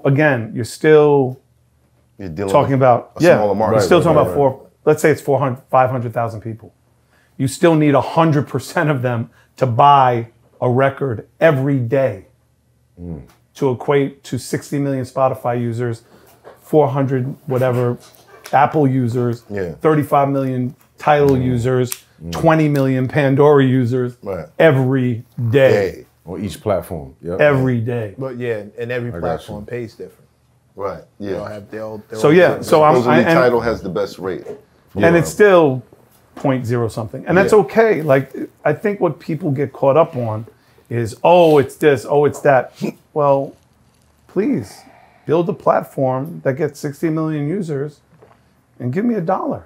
It's the I elimination. gotta ask though, have you ever pondered on how they came up with the 0.000? Yeah, so it's a combination of a lot of things, and the big part of it is the licensing agreement between the labels and the actual distributor. So DSP stands for Digital Service Provider, right? So the digital service providers, everybody got to eat, right? You know, so the labels made a deal, Spotify made a deal, and they said, okay, this is how we can function with our servers. Running a server at that size, it's a lot of money. Then you have operation costs, it's a lot of money. Then you have legal, it's a lot of money. Like all of that stuff is a lot of money, and I'm not trying to do that myself, with all due respect. I'm not trying to do that. You do it. Let me just deliver the music, and let's figure out how to find it. Like I'm much better at marketing and promoting myself than I am figuring out the schematics of a hard server with a hard line to multiple IPs. Like I'm not trying to even go back to school for that. You know what I'm saying? I'd much rather understand it. And then if I think you are off, your math is off, then I can just send you what's called a desk audit. Now it's not a forensic audit, it's just a desk audit. It's like, yo, homie, show me the numbers. But given the advancement of technology, these servers become I feel less so and fucking less. bad. There's nobody watching this at this point. There's like No, they're gonna watch. Serch, you'd be surprised. history. Yo, Fat Joe stood up with fucking 30 bands in his hand, and I'm talking about .0038 on the DSP. Fucking man, like this fucking white boy is boring as fuck. Nah, Serch. No, Yeah, bro. where's the baby at? Like, damn, where's that motherfucker at? Damn, can we get fucking Herbo G in here? Like, where the fuck is he at? G Herbo. G Herbo. They need to know this. They want to know this. Where is Moneybag Yo? Like, can I speak to Yo, please? Part of the 5 hours we spent with Guru was him explaining a lot all of this stuff. Yeah, but Guru's like, okay. Anyway, go ahead. Okay, I'm sorry. People want to hear this. Yeah, Serch. don't sell yourself short. I have a But I story do we know- can bring up later that I think will. But I do That's want to fine, I'm ask, just fucking with you. with the advancement of technology, these things become easier to manage, and the cost of maintenance to take care of these things goes down. No, I disagree. I think it's the opposite. It goes up. I think so. That's my personal opinion. There could be people that disagree. I think even in the metaverse, what you're going to find is that the more bit rate there is, and the higher the bit rate goes, the more those costs are going to skyrocket. And it's going to be just very hard to manage the same kind of numbers that Snoop is getting, the same kind of numbers. You know, when you start talking about Verizon bit rate numbers, that, you know, it's one of my businesses that I'm building. We have a company called Unition, and we deal with virtual festivals all the time. And Verizon bit rates, that's a hefty number, bro. It's a hefty number. So I politely disagree. Okay, so let's rewind. Sure. So Simmons, massaging your shoulders. Right. You get signed. Yeah. What happens from there? Yeah, that was a mission. So to be honest with you, he says it, but then he doesn't really do it. So he sent us a contract that was bullshit. I'm just gonna keep it a bean. Yeah. It was a bullshit contract. And we tried to figure out how to get a better deal. It wasn't really working. My favorite conversation during that whole time, and one of my touring partners before my group, was I would go on the road with a very well-known band out of Brooklyn called Stetsasonic. Daddy-O was not only my mentor and my friend, but he was like a surrogate father to me. And what would happen is he would love to take me on the road and then say, yo, I'm gonna bring my son out. He wants to dance for y'all. And they put on Go Stetson. I'd come out and do the Running Man and go white boy, like having a blast, right? So Daddy O goes to Tommy Boy and Tom Silverman and says, hey, there's this group, you should sign third base. And we went in there and the whole thing, and Tom looks at us. Where'd the name come? I'm sorry, third base? Yes. So originally the name of the group was Three the Hard Way from the Movie. Jim Kelly movie. Right. At the very last minute, Universal didn't give us the rights to put out a music group. And the album was 6 weeks from coming out. And there's actually a recording on the album of us meeting with Russell before the Gasface song. It's an actual recording of our conversation of coming up with the name. And originally, we were going to call the group Three Blind Mics. We just thought it was fly. Yeah, I just thought it was fly. No, I know. I thought it was fly. But That wasn't Three Blind Mics. I just thought it was. That wasn't the Blind- I that was not just the thought it was worst fly. You was I just thought- gonna blindfold each other. No, I just thought Yo, we here. no, that's gimmicky. But we just thought it was a dope, like a nice play. We used to. Our whole thing was play on words. Play on words. That wasn't Our the whole worst thing. name they Yeah. came up with. You know what I'm saying? Yeah, no, That wasn't the worst. trust me. That wasn't the worst one. Yeah, no. We were fucking with him. We were fucking with Russell. One of the names we came up with was Three Hard Dicks. We were just fucking with him. I remember this. But, yo, I remember this. yeah, but we were fucking with him. Yeah. But we were like, yo, what do you think of the name third base? So what it was my ex-partner was, I remember that. he was a huge baseball fan. Yeah. So we were like, yo, but instead of B-A-S-E, third base, B-A-S-S. You know what I'm talking about. Thank you, brother. Right. So I just wanted to get you involved in the conversation because you're hard staring at me and your sunglasses. So we recorded that conversation privately. And then he was like, yeah, third base is dope, third base. So that's how we came up with the name. And the B-A-S-S is obviously music because we're a group and it was three of us. So Wait, that's how hold we on came real up with quick, it. but Yeah. remember, Russell Simmons rubbing his shoulders, MC Serch is running the streets, battling everybody. Where the partners coming at? So yeah, so that's an interesting story. So Can't you tell he's been avoiding that? no, it's not that I've been Yeah, I see avoiding it. that, I just nobody asked. You treat your partner. Why are you making I a was face curious like that? about You didn't that. ask. The Rock. What's that face for, brother? What's that face for? Because you treat your partner's name like Voldemort. He who shall not be named. He who shall not be named. You shall not be just, named. I like to keep positive energy around me. at all All right, times. cool. That's cool. Damn, then. that- If you don't want to that- answer that, that's fine. So I just so Right. that's what it is. Right. So I was signed to Rush Man, as Rush Management as a solo artist. Right. I was working with a producer named Sam Seva at the time. And I had already recorded 4 songs.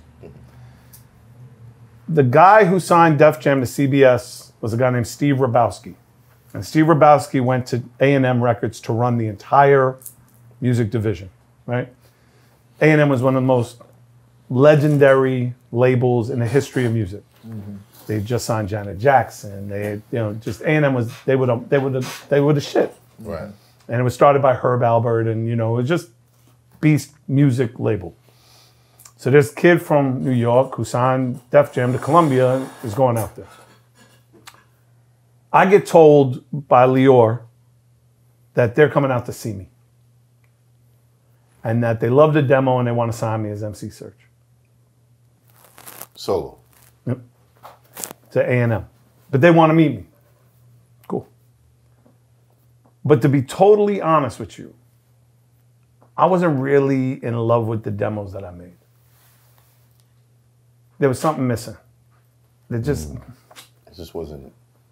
What was it? I can't put my finger on it, but it was so evident that I don't even remember the names of the songs or what they sounded like. I don't even remember the demos. Damn. I just know I made 4 songs and they were coming out to sign me. And it was me and a kid out of Houston named Raheem, Prince Raheem out of Houston. Wow. And it was me and him, and one of us was going to get signed as the first artist on A&M. But because Russell and Lior had already did Def Jam with Rabowski, more than likely I was the guy. Right? Prince Raheem. Yeah, Prince Raheem. Yeah. RZA.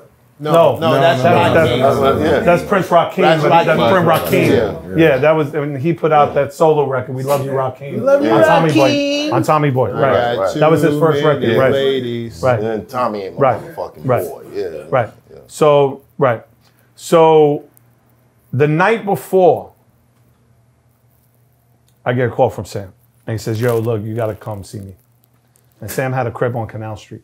Now, Sam Seva, before I met him, he did 5 songs for Run DMC on the Tougher Than Leather album. He did Joy Sims. He did Mantronics. Like, he just was a monster. Right.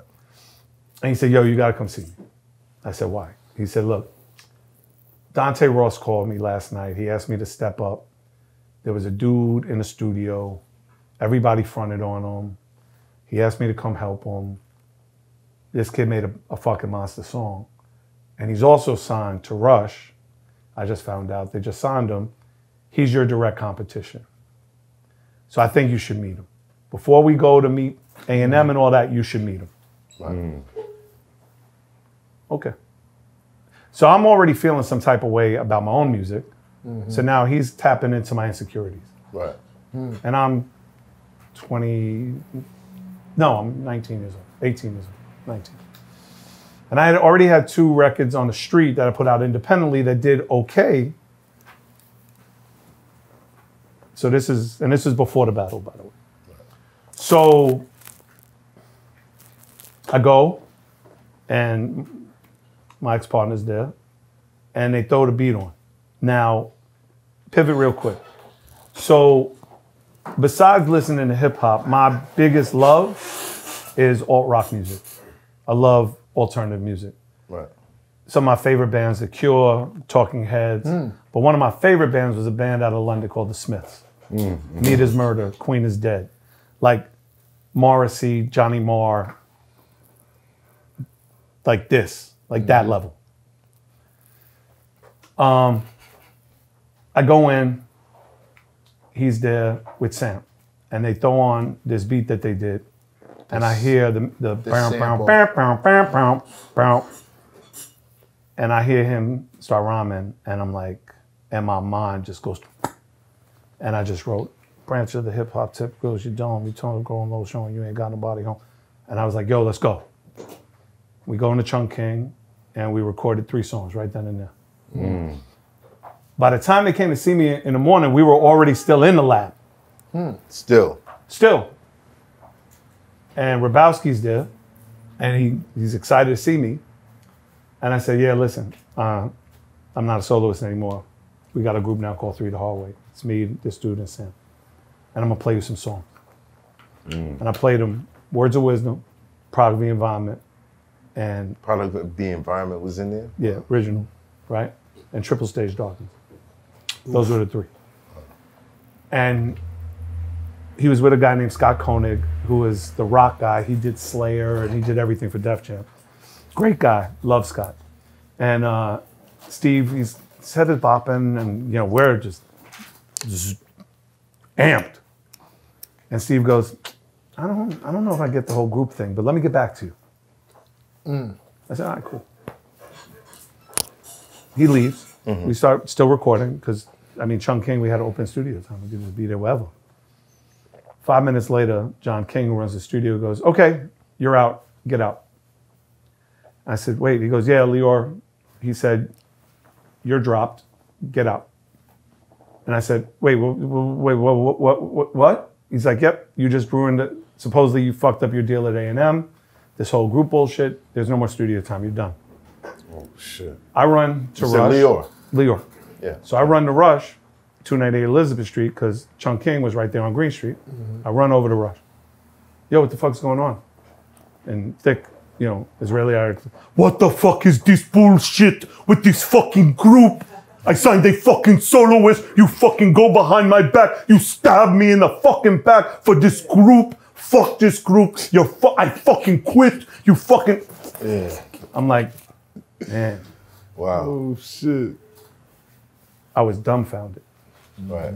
He actually called my mother, Lior, Oh no. and said, talk some sense into Michael. He just ruined his career. Talk some sense. My mother, when I got home, she goes, Michael, why can't the other guy be like the sideman? You know how Chuck D has flavor? Like, why can't And I said, Mom, that's just not how it works. We're a group. Michael, I'm very disappointed.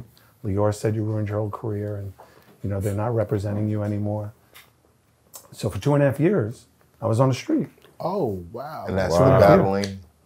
Correct. But it was more about being back in Latin Quarter, dancing, having a good time, hanging out, going to the self-destruction videos and being around, being in the scene, and all of that. And then the battle happened, and that's when Russell came back around and said, if anybody asks, you signed the Def Jam. And it was 2.5 years later. Did Def Jam exist? Yes. At that time? Yeah. They had just put out LL Cool J, first album, Radio. Wow. And they had just put out the Beastie Boys, License to Ill. So they were the hottest thing smoking. What did you do to sustain yourself in those 2 years? Worked every job. I worked 3 jobs. So I'd wake up at 6 o'clock in the morning, and I would go to Queens and pick up yeshiva boys in my car and drive them to the yeshivas in Rockaway. Right? I'd pick up 4 of them. Mm-hmm. And I'd make like $150, $200 a week doing that. Mm-hmm. And then I'd go from there to the Hartman Y on B17th, and I drove food trucks. And I brought food trucks to the 5 boroughs to the schools, inner city schools, right? Like daycare centers or whatever. Then I'd come home in enough time on my truck to pick up the kids from yeshiva, take them home. Mm-hmm. And then I'd come back home and go to the clubs. Hustler. Wow. And I didn't sleep. Ever. I don't think. I remember one time I fell asleep on a Sunday and woke up on a Tuesday. I had a couple of days off. Damn. I remember that vividly, that the only time I woke up was to piss. Like I literally slept for 2 days. I treated my house like a hotel. It was there to shit, shower, and shave. Yeah. And that was it. And be out, because that's what I had 3 years, bro. And year 1, I almost had it. Mm-hmm. And then I lost it. And then I had it, and then I lost it. I gotta ask you this question. Do you think depriving yourself of sleep made you sharper? Wow, that's a good question. That's a really good question. I never thought of it. I will share with you that there were times where it almost killed me. Like I fell asleep behind the wheel, driving home. And like I woke up and like, pretty scary moment. Right. I was coming back from the SNS. I think you hung out with me there. Anyway. And I was there everywhere, yo. I'd gotten there from the rooftop. Mm-hmm. So me and Star Child were at the rooftop together, and then we go to SNS. Right. And I loved the SNS because it was like, it would open at 5 o'clock in the morning. So you'd be in there till 5 o'clock to like 12, 1, 2 o'clock in the afternoon. Star Child with DJ, there'd be Woolers in there, there'd be dice games, there'd be bad ones, all of that. And then 1 o'clock, so I was on my way home, and I hadn't slept in 2 days. Yeah. And I was on the Triborough, and I almost drove into a divider. Wow. Did you wake up like, oh? Oh, yeah. No, that's the big wake up. That's when you roll down the window, your head's out the window, like all of that. Right. Yeah. But did depriving yourself of sleep, did it make you sharper mentally? You know what, I was so young, I don't know if I thought of it that way. I just know that I felt that clock. Like I felt that clock, and I knew that every day that I wasn't out there getting it was a day that made that time shorter. Right.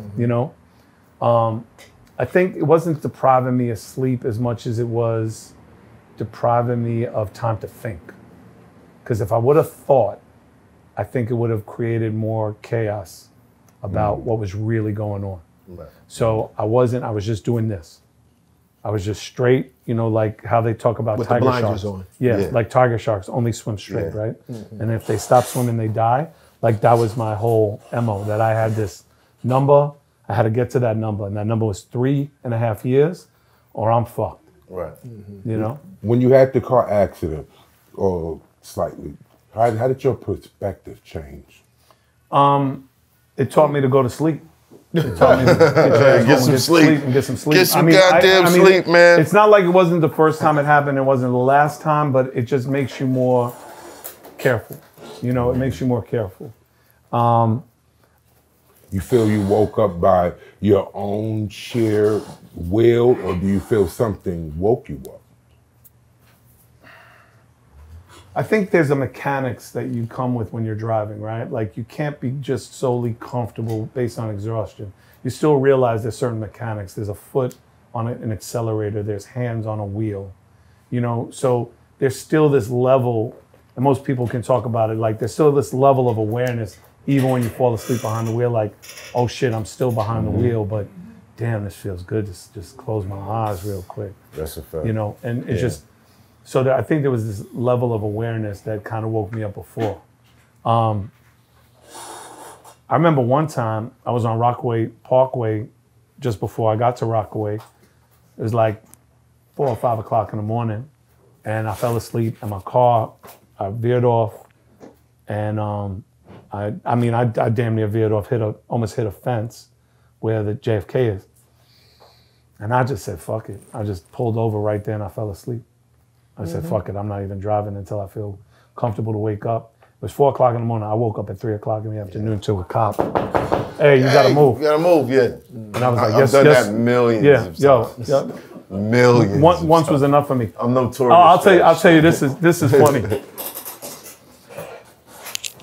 I fell asleep on Beach 9th Street and Seeger Boulevard at a red light that turned green.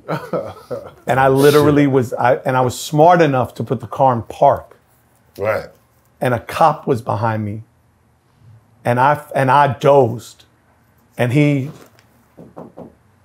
my mother and father were very involved in the 101st Precinct. Right. My mother actually got an award from Mayor Koch calling her the one woman war against crack, because she started a whistle campaign for seniors to go, and anytime they saw crack deals, they would blow a whistle. Right? So she got a accommodation, and the guy, he's like, Michael, I've been behind you for 5 lights. You need us to drive you home? I was like, no, I'm good. He's like, your eyes are not even open. and they drove me home. Wow. And they took me home. Yeah, it was crazy. It was crazy. You know what's crazy is that when you look at some of the greatest thinkers and achievers in our generation or past generations, a lot of them didn't sleep that much. Yeah. The Michael Jordans, the Kobe Bryants, the Wayne Gretzky's, whoever. You want to name it's Dan like Dash as well. you're training your The mind. opposite, That yeah. and also being tired. Yeah. There's less indecisiveness. Unfortunately, the opposite's also true. Adolf Hitler, Genghis Khan, Donald Trump, they only slept 3 hours a night. Yeah. Right. Yep. You feel like you're missing something. Good or evil. Yeah. Listen, fact, you know who that's the a most fact, Trump the most only famous sleeps 3 cokehead? hours? Does Only sleeps anybody 3 know hours. who the most famous cokehead is? No. Darryl Strawberry? That's funny, by the way. No, that's terrible. That's Doc actually terrible. No, it's actually pretty funny. It's funny. Darryl Strawberry. Could have said another one. Doc Gooden. You could have said Doc Gooden. Albert Rick Einstein. James? Really? Albert Einstein. Really? He was a He cokehead? chewed coca leaves every day of his life. Oh, Well, wow. I had no every idea. day of his adult life. Wow, I had no idea. Wow. Yeah, man. Wow, Word. impressive. Yeah. That's crazy. Impressive. I wrote a project on him. I didn't even know that. Wow. So they're not going to tell you that part. Theory of relativity. Didn't know. You didn't know that? You ain't know? Yeah. You ain't know? You know that guy you're studying? So here's the thing that I've never told anybody, and I'm going to tell you because you're an MC.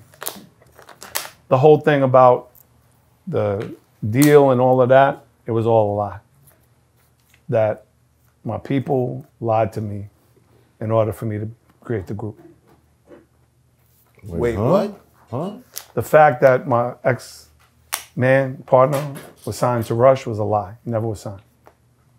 Wow. Wow. If they would have just been honest with me, I would have signed to A&M. Now, I'm not saying I would have had a career.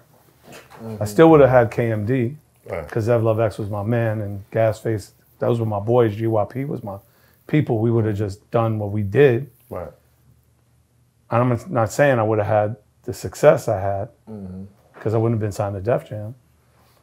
But all of that was a lie. He was never signed. When did you find that out? 3 years ago. 3 years ago. Holy shit. What the fuck? Decades. Is that why you guys have? Is that where the No. animosity comes Is that from? why the name has not been said. This No. whole, No. I like to keep positive energy around me, That's the second time you've answered that. I do way. too. you know? That's the Well, second and that's time. why I But when it decided comes to to do your the show. history, Make sure who you how are. do you Write him out. strick them from the Can't. history And books? it's just not for me to say. It's not for me to talk about. Right. I had I mentioned Johnny Marr from the Smiths. Right. We've become very close, very, very close friends. We actually make music together. He's done like 3 or 4 songs on my new project. And we talk about the similarities between my old partner and his old partner. And one of the things that we have in common is that the Smiths will never have a reunion. And the reason is that Morrissey, the lead singer, will never get back on stage with them. Wow. Now, there's a famous story about the Smiths that I think is interesting and how it relates to me. Right. And with me, it's a much smaller, but I think it's interesting, and I want to share it with you here. There was a rumor. It's always a rumor, right? Because you never know until you hear from the horse's mouth. Right. The rumor is that when Irving Azoff, Guy Oseary, and Michael Rapino created Live Nation, they were all big Smiths fans.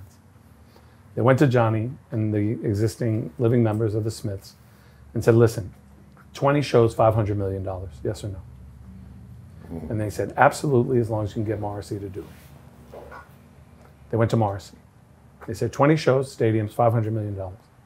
Morrissey sat up and said, you could take that number and times it by infinity, and I'll never get on stage with those miserable cunts. Wow. Sheesh. Just whatever. It's just his choice. And this relates to you in what way? I got a call for the, at the time, I get a call from the Art of Rap tour, Right. Van Silk and Ice-T. And they said, look, the people want it. It's the Renaissance, it's time. Do it for the fans. Do it for them. Choose your number. You don't even have to see the dude. He comes on one side and somebody says, yeah, it's like Hall & Oates. Hall & Oates perform all the time. Daryl Hall comes on one side, John Holtz, they perform, they leave, they never talk. And I said, you can take that number. The times about infinity, and I still won't get on that fucking stage. And I'll never get on that fucking stage. What happened? I like to keep positive energy around me. Let me say something to that. I grew up looking at you guys, and I should have the been whole saying this all time, week. the whole time, I should have been saying this all week. the entire time when I was growing up watching you guys, it was clear that you guys probably wasn't so much in sync, but that's what made the group. Jordan and Rodman didn't get along. Yeah. Jordan and several people on the team didn't get along, but that made a dynamic championship team. You and P Nice, y'all are third base. Y'all made Absolutely. Right. whatever third base became. Absolutely. He's a part of that. Right. You know what I'm saying? Nah, That's I the remember hope seeing of that. y'all. Like, And his opposite to you is what really made, because there's not to be. I don't I disagree looked with at it and he was like, so here's the white guy and here's the guy that is down with us, but the other guy's really not. But that was interesting, and that really I want to take your analogy. set the dynamics. And I don't disagree, but I want to take your analogy and just put a spin on it. Jordan and Rodman didn't play just that by themselves. They had Cartwright, they had B.J. Armstrong, they had Pippen, they had a team. yeah. So they didn't have to worry about each other. They could play in a system and an ecosystem that didn't rely on them. In this scenario, it's only me and him. No Rich Nice, he doesn't count. You can't. It's just Richie me and him Rich. on that stage. Richie Rich, excuse me. That's it. And that's it. Why would I want to coexist around energy that doesn't make me happy? I still perform all the time. Can I you still make it perform right all the with time. him? Can you make it to where the energy Never. I you? got the answer.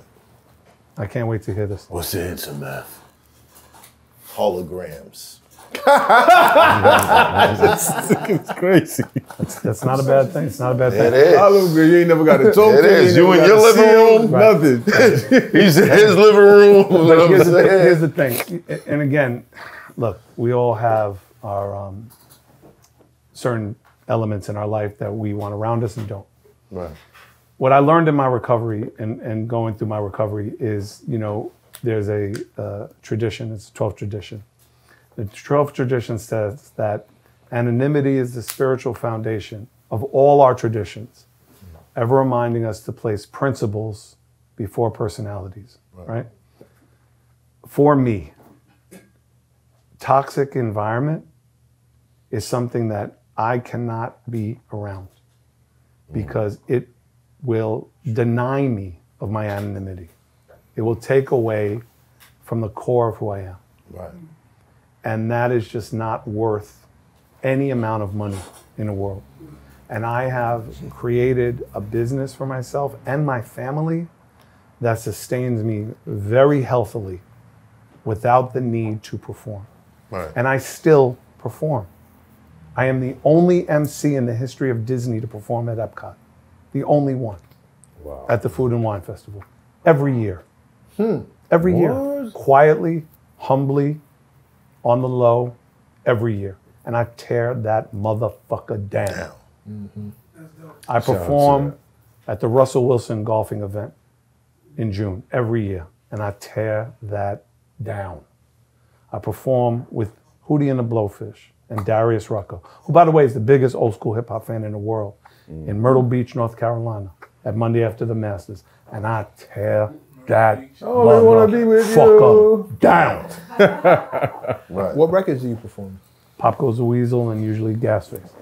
And I tear that motherfucker down. And I bring friends. Like one year last year I surprised them and brought out Special Ed. They lost their minds. The year before that I brought out Chub Rock, lost their minds. It's about keeping energy. Yeah, Chubb, come on. Yeah, Chubb. Come on, Chubb. come on, Chubb. Come on, Chubb. Come on through. They need Brooklyn in We there. got the same birthdays, Ed. We got the same Brooklyn in birthday. there. Me and You you, need May Brooklyn. 16th. I've been through that. You know what I mean? So through. for me it's always about good energy. And there's no money you can put on that. Like, you know, I raised my kids to believe that if you follow your passion, you never work a day in your life. You chase opportunity, money comes. You chase money, it runs. Be happy where you are. Enjoy the success you have. Don't worry about the things you miss. Were there times you were happy? You guys made amazing music.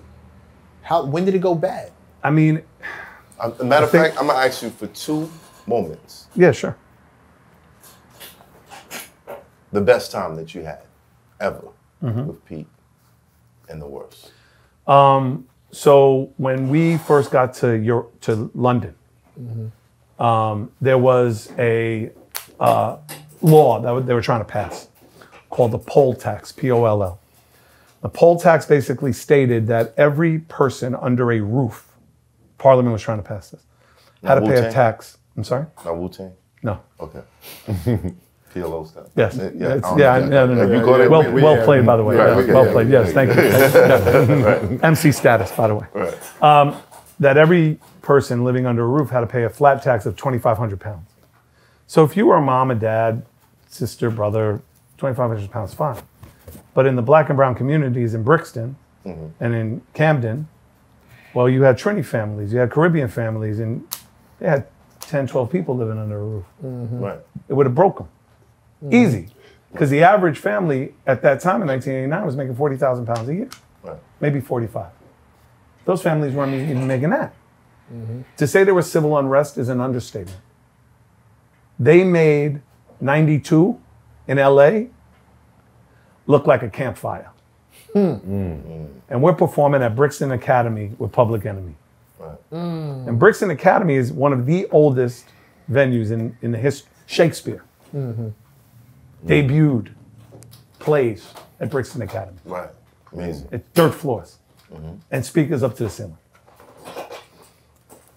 We got the hottest record. Gasway's the hottest record. And Chuck taught me something. And it's a great story, but it's a whole other story. But Chuck taught me that if you're the hottest artist, he doesn't care. If you're the hottest artist, you close. Didn't even matter if it was Public Enemy's tour. You close. Right. And I'm like, Chuck, are you out of, I am not following Public Enemy. Griff, S1W's Terminator X Flavor, like, I don't care. He said, Serch, you got the record, you close. Okay. All right. They go out, S1, the crowd is going, I mean, crowd is, it's nothing but brothers and sisters in there. And Flavor's addressing the poll tax, and Chuck's, and the crowd's going great, and it's just, and Flavor climbs up the speakers, and it was one of the greatest shows I ever saw. Right. So we come on. Crowd goes crazy. My energy is through the roof. I'm dancing my ass off. Go white boy, go white boy, go white. Closing the show with Serch. Gas face. Doo-doom-to-doo. Ah! Everybody, MCs, and the whole crowd, MC Serch. Cut it off, cut it off, cut it off. Black cat is bad luck. Bad guys wear black. Must have been the same queen that set up the poll tax. Get the doo-doom. Oh!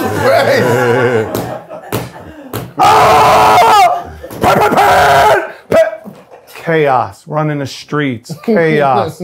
Next day, London Times, MC Serch gives the queen the gas face at the live performance. Crazy. Oh, that's crazy. We leave the country, we come back.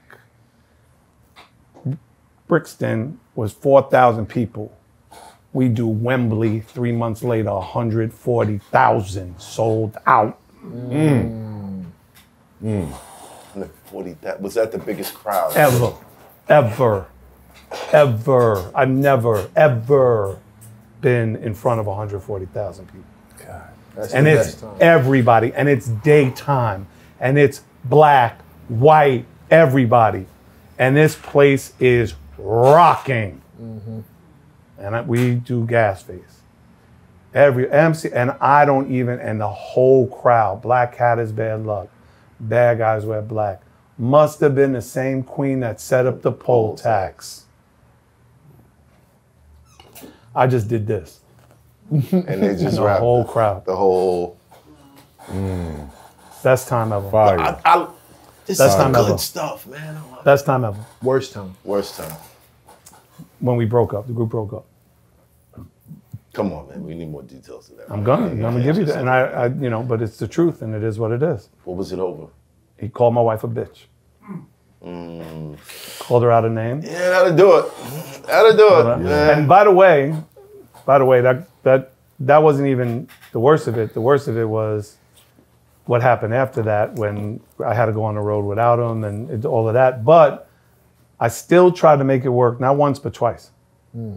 2000, we went on a tour with D'Angelo and the Roots. We tried to do Ichabod's Cranium. Didn't work. 2013, tried to go out on the road again. Didn't work. Just animosity, just can't speak to each It wasn't, my wife said to me something besides the fact that he never apologized.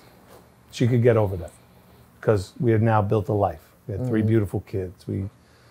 I sold Nouveau. I built Echo Unlimited. Like I've had a career that most people could only dream of. I had a #1 radio show. I had a #1 television show. I had the #1 liquor company in the world. I had the #1 clothing company in the world. Like, these are not things that I worked for. These were mine. I own them. You feel me? Right. So I've had amazing success. And she said to me, after I tried to do a second show with him, she said, I'm not trying to be married to MC Serch anymore. I want to be married to Michael. And if you want to go be MC Serch and go be that, I need to be out. Oh, yeah. And I was like, yeah, no, I'm good. Wife comes first. Yo, happy wife, happy life. Absolutely. Happy life. And the other thing was, and the other thing was, my recovery is because of her. That's a fact. Hey, And You heard that? The listen, recovery. Yeah. and my recovery is because of her too. I was really good. Besides being a great MC, I was really good at hiding my drug of choice. Really good. She never knew. What was it? Never knew. I'd prefer to keep that to me. Okay. To you. Okay. But she never knew. Never knew that I used. You were And functional.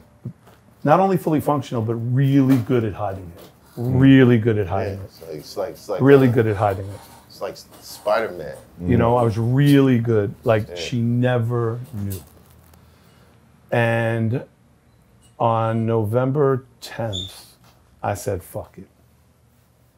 We were building a house. I had a shit ton of bread. And I was high as a motherfucker and fly as a motherfucker. And I came home. Brand new convertible, zoned out. And she looked at me and saw my pupils were dilated, saw the glassy look. And she said, Michael, are you high?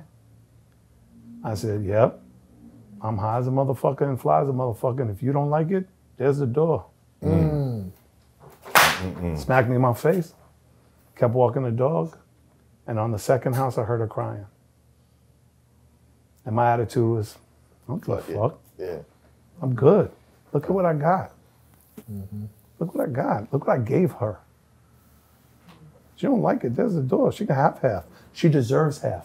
Don't be over there, man. I heard you, man. You know? She came back in the house. And she said, you're going to go to a meeting tomorrow. And if you don't get clean from this moment forward. And she tested me and everything. Had a lawyer.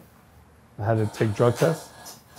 She said, if you don't get clean, I'm taking the kids and I'm gone. My wife is a black Puerto Rican chick from Queens. And she's lived by 2 mantras her entire life.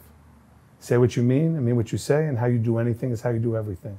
This woman's never smoked, never lied, never cheated, never stole, been loyal, never, with all of the shit that I put her through, never left. Loyalty. So why could I not do this one thing for her? Right? So I go to this meeting in Winter Garden, Florida. Never been to a meeting before in my life, by the way. Go in this meeting, everybody's so happy. Hugging each other. Oh, how you doing? Kibitzing, making little jokes. I'm miserable. How you fucking happy? I'm fucking miserable. I'm never gonna get high again. Coming down. How am I gonna fucking, how many years did this last? Oh, since I was 16 years old. Oh, Jesus. The whole battling circuit, the whole deal? No. So here's the thing. I never used when I battled, and I never used in the studio. No, but you still would, you still had... After. Yeah. After. Okay. But I never used, yeah. But the thing was here. So the thing was this, and then again, this is just, it is what it is. I could, from 16, about 33, 35, I could use and then put it back. Like it was whatever. Same thing with drinking. I could drink a little, put it back. I never got drunk to the point where that's not accurate. One time, I drank to the point where I was like blackout drunk. One time, just one time, and then that was it. Right. I think I had gotten alcohol poisoning to the point where if I even smelled it, it made me nauseous. So I just stopped. It just wasn't for me. But I could pick it up then and then, and it wasn't. But when we were in Detroit, there was this thing where it just, my family wasn't really happy, my kids weren't really happy, and I was ecstatic. I mean, I had written this plan, I had gotten to this plan, I told my wife the plan, how I was going to get to Detroit 2 years before it even happened, and it happened the day that I said it was going to happen. It was crazy. I don't use the G word, it's out of reverence, I call my higher power Hashem. Hashem. Hashem. Hashem. Right. So I knew Hashem was going to give me everything I wanted because I just did what I did. Right. And it happened exactly like it was supposed to happen. Wow. And I was going to do 18 years of radio in Detroit and I was going to retire and it's a wrap. Yeah. I was Gucci. Done. Thing I didn't expect was my family to be miserable. My kids weren't white enough for the white kids. They weren't black enough for the black kids. As much as I love Detroit, Detroit is a racist fucking city. Right. And it's just, it just, they were not happy. And in my misery, I ran to the thing that I knew that could kill the pain. And that's when I became an addict. Wow. Right? Because I didn't want to feel the misery. I didn't want to feel that my family was miserable. Right. I didn't even want to deal with it. Because I was chilling. My radio show's #1. I'm about to get a TV show, the White Rapper Show on VH1. I got shit popping. Like, I don't want to go home and see my kids crying. I don't want to see my wife miserable. There was one year that we were there was only 9 sunny days the entire year. It set the record. My wife is a woman from the fucking Caribbean, man. Do you think she wants to be in this? Yeah, that's like... She's a black Puerto Rican chick. like She ain't death. trying to be in a... Yeah, man. like death, bro. You know what I'm saying? And I'm happy. And I didn't, like, there were certain things, like, I didn't even think about, right? Like, one of the things I didn't think about was I was an entrepreneur my whole life. We want to go somewhere? Let's go. Now I'm working for a corporation. I only get 2 weeks off a year. And I can't leave during spring or fall book because it's the most important book. And I can't leave during this point, and I can't do that. I'm not used to that. Working a job? Right. Fuck out of here. Right. I'm gonna leave whenever the fuck I want to leave. Anyway, self-destruct. Still have a #1 show. Still have all of that shit.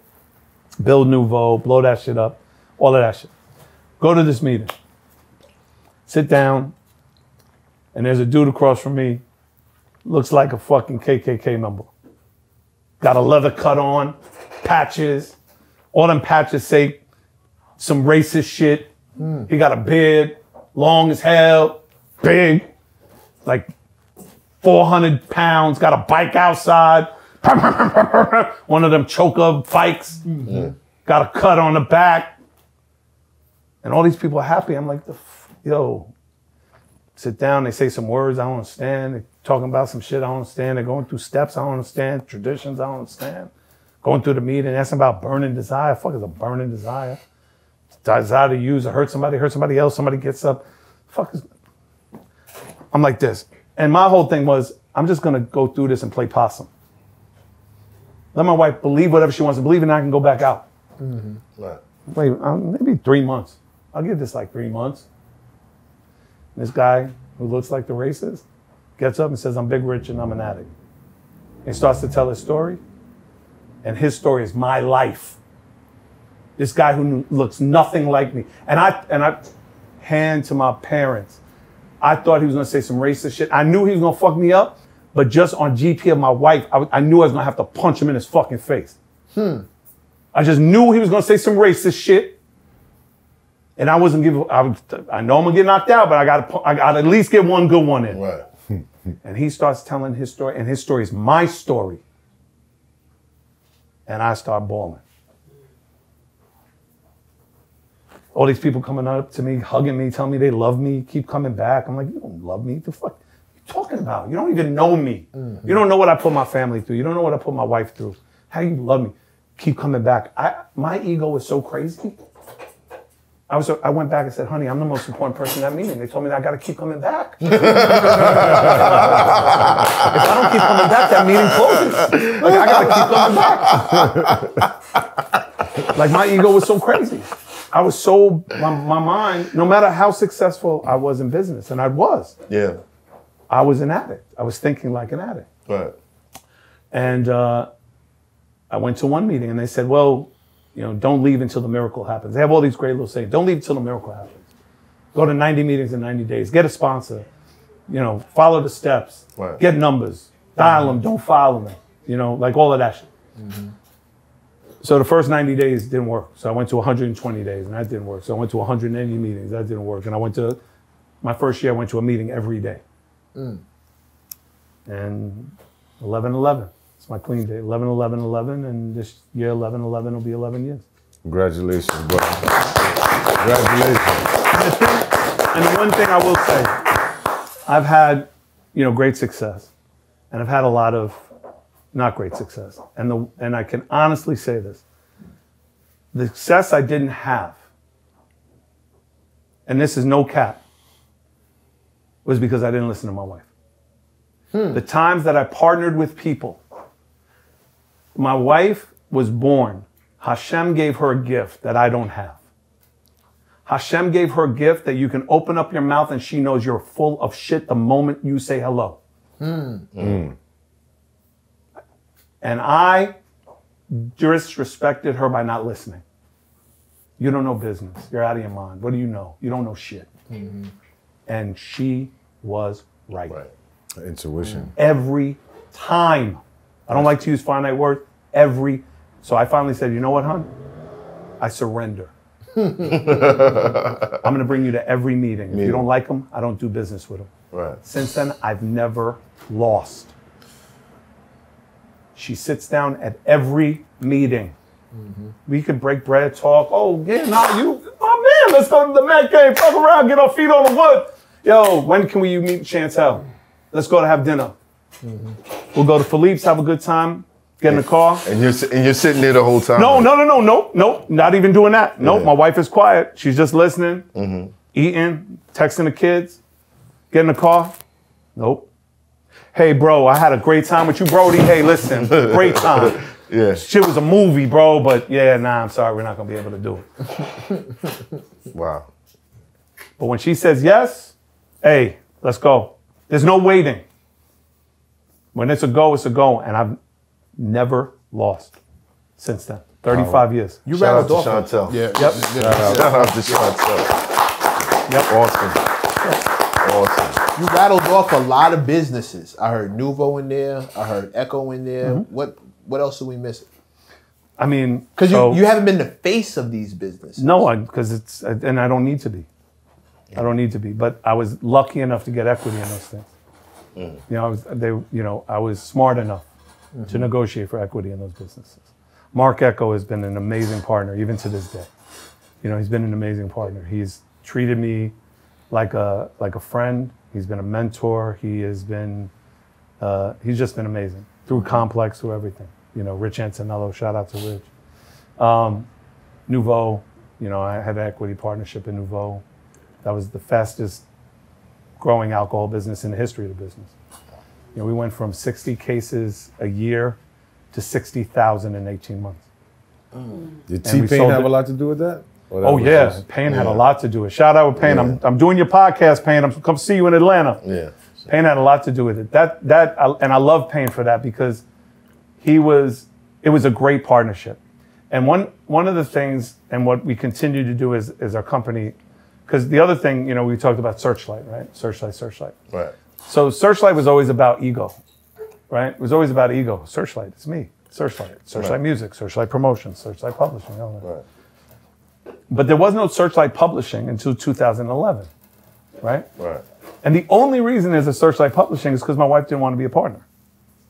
And Schematics was already existing, and I couldn't have, Schematics is my deal with Universal. Right.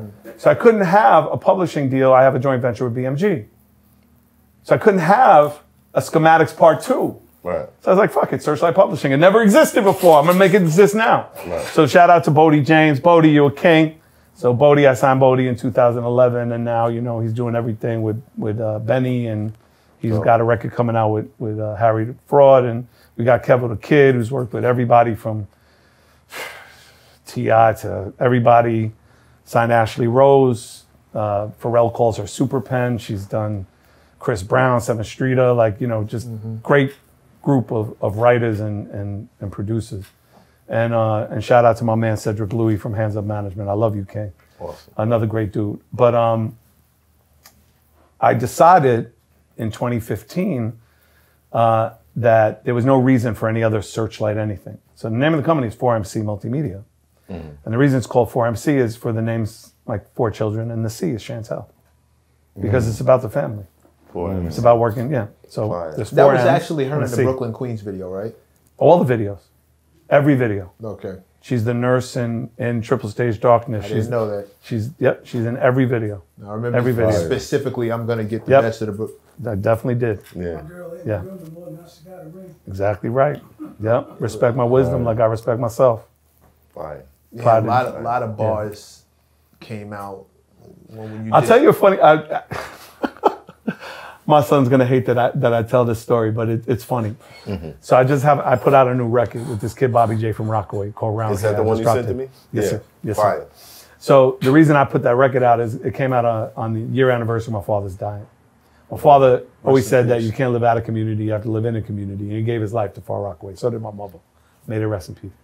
So I was like, you know what? It feels good.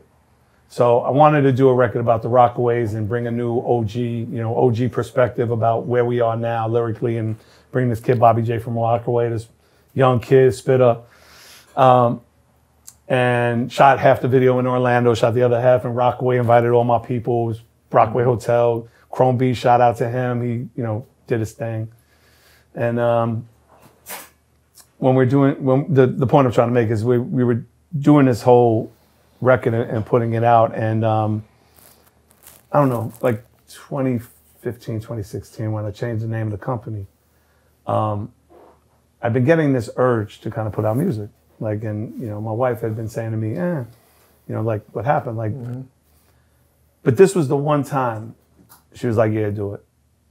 Do it. She said, yeah, do it. It feels right.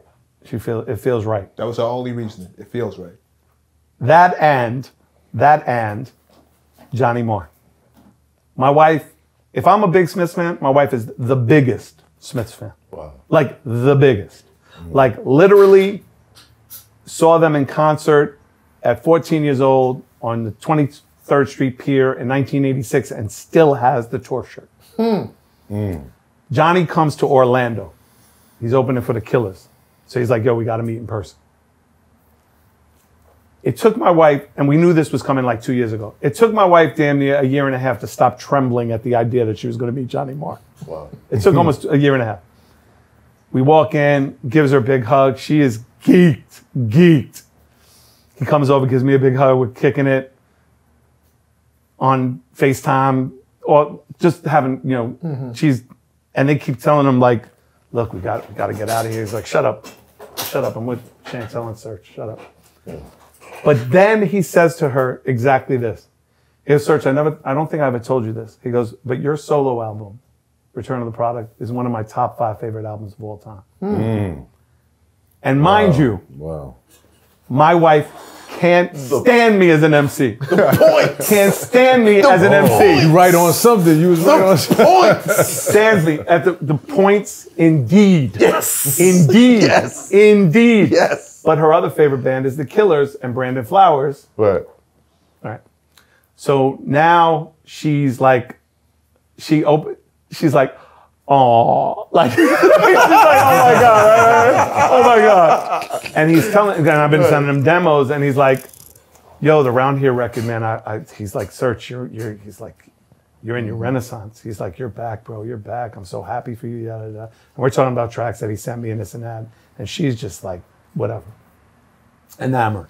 Right. Anyway, we're leaving, and Brandon Flowers is coming out to see Johnny, and he sees me and he goes, MC Serch? Are you fucking kidding me? Like, I listen to your records. Yeah. I go up to my car, and I'm playing it cool, like whatever, and she's on the phone talking to the kids. And she goes, yeah, what happened? I said, oh, Johnny's downstairs with Brandon. Brandon just told me he's his favorite artist of all time. She goes, drive down there right now. Get down there right now.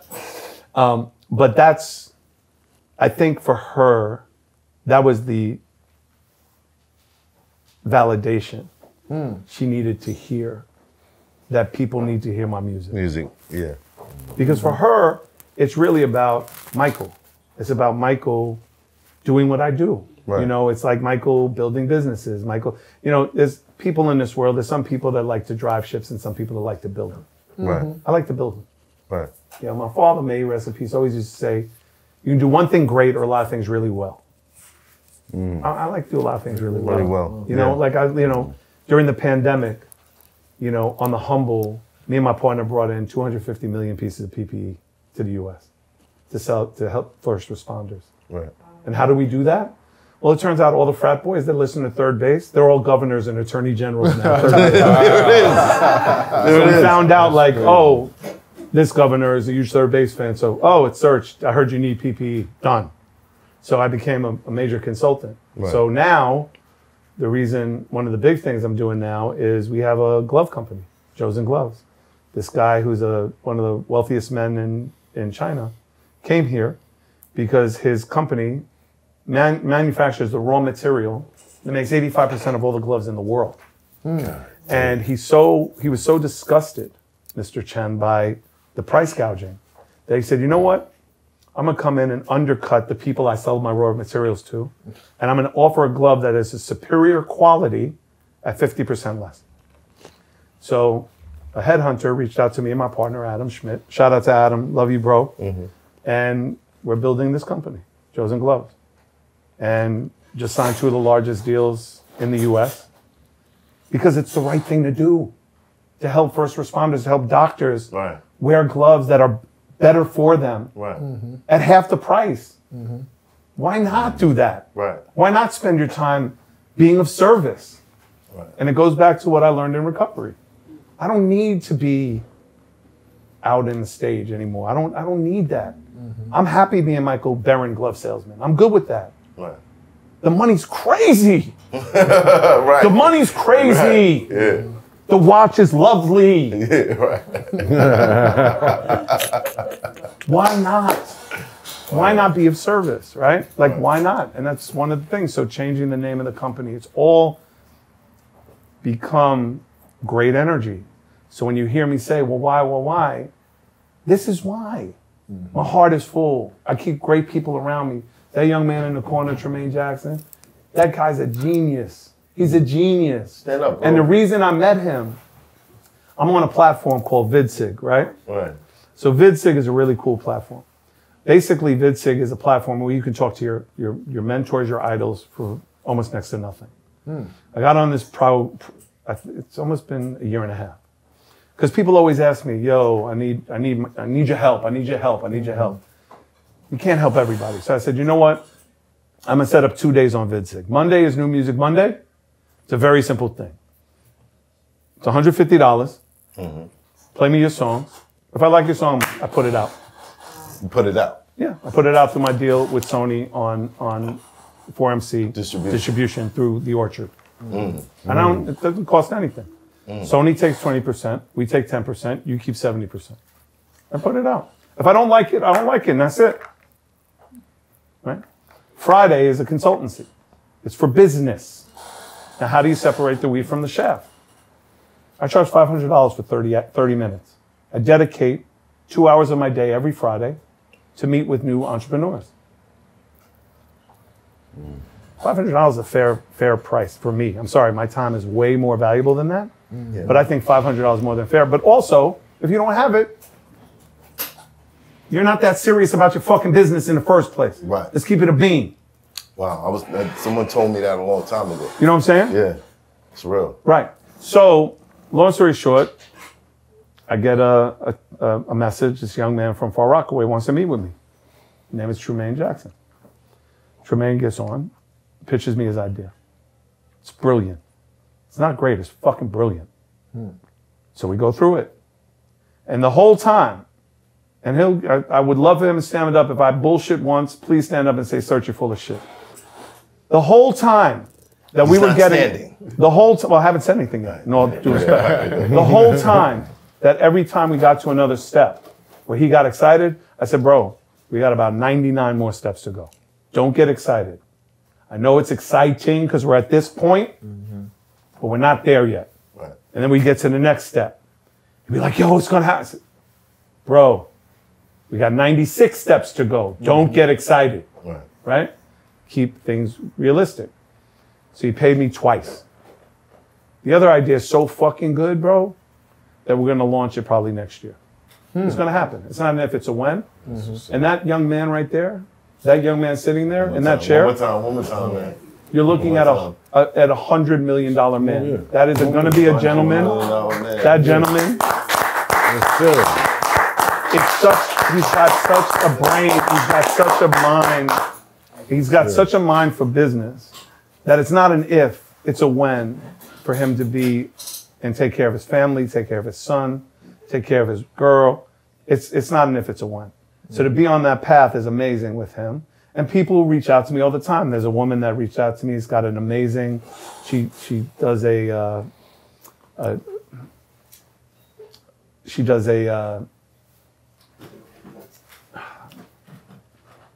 what's the word for it? I'm sorry. lost the words. She does a shelter, a women's shelter. And what she does is for women that have been abused in relationships, she brings them in, gives them clothes to go on job interviews and stuff, right? But also gives them a place to live, right? So amazing. And now she's trying to do a men's version of it. So I'm trying to reach out to celebrities to get clothes and nice suits for the men that are coming into the shelter. I've heard that idea. Yeah. Couple of times. Yeah, And, so she's out of Phoenix. There's a need for that all over. All over, without question. And Especially she's out amazing. here. And she's amazing. And then there's another person that I met, and they had another idea, a great idea, fizzled out, right? So I dedicate my time to that. So it's vidsig.com/MC Serch.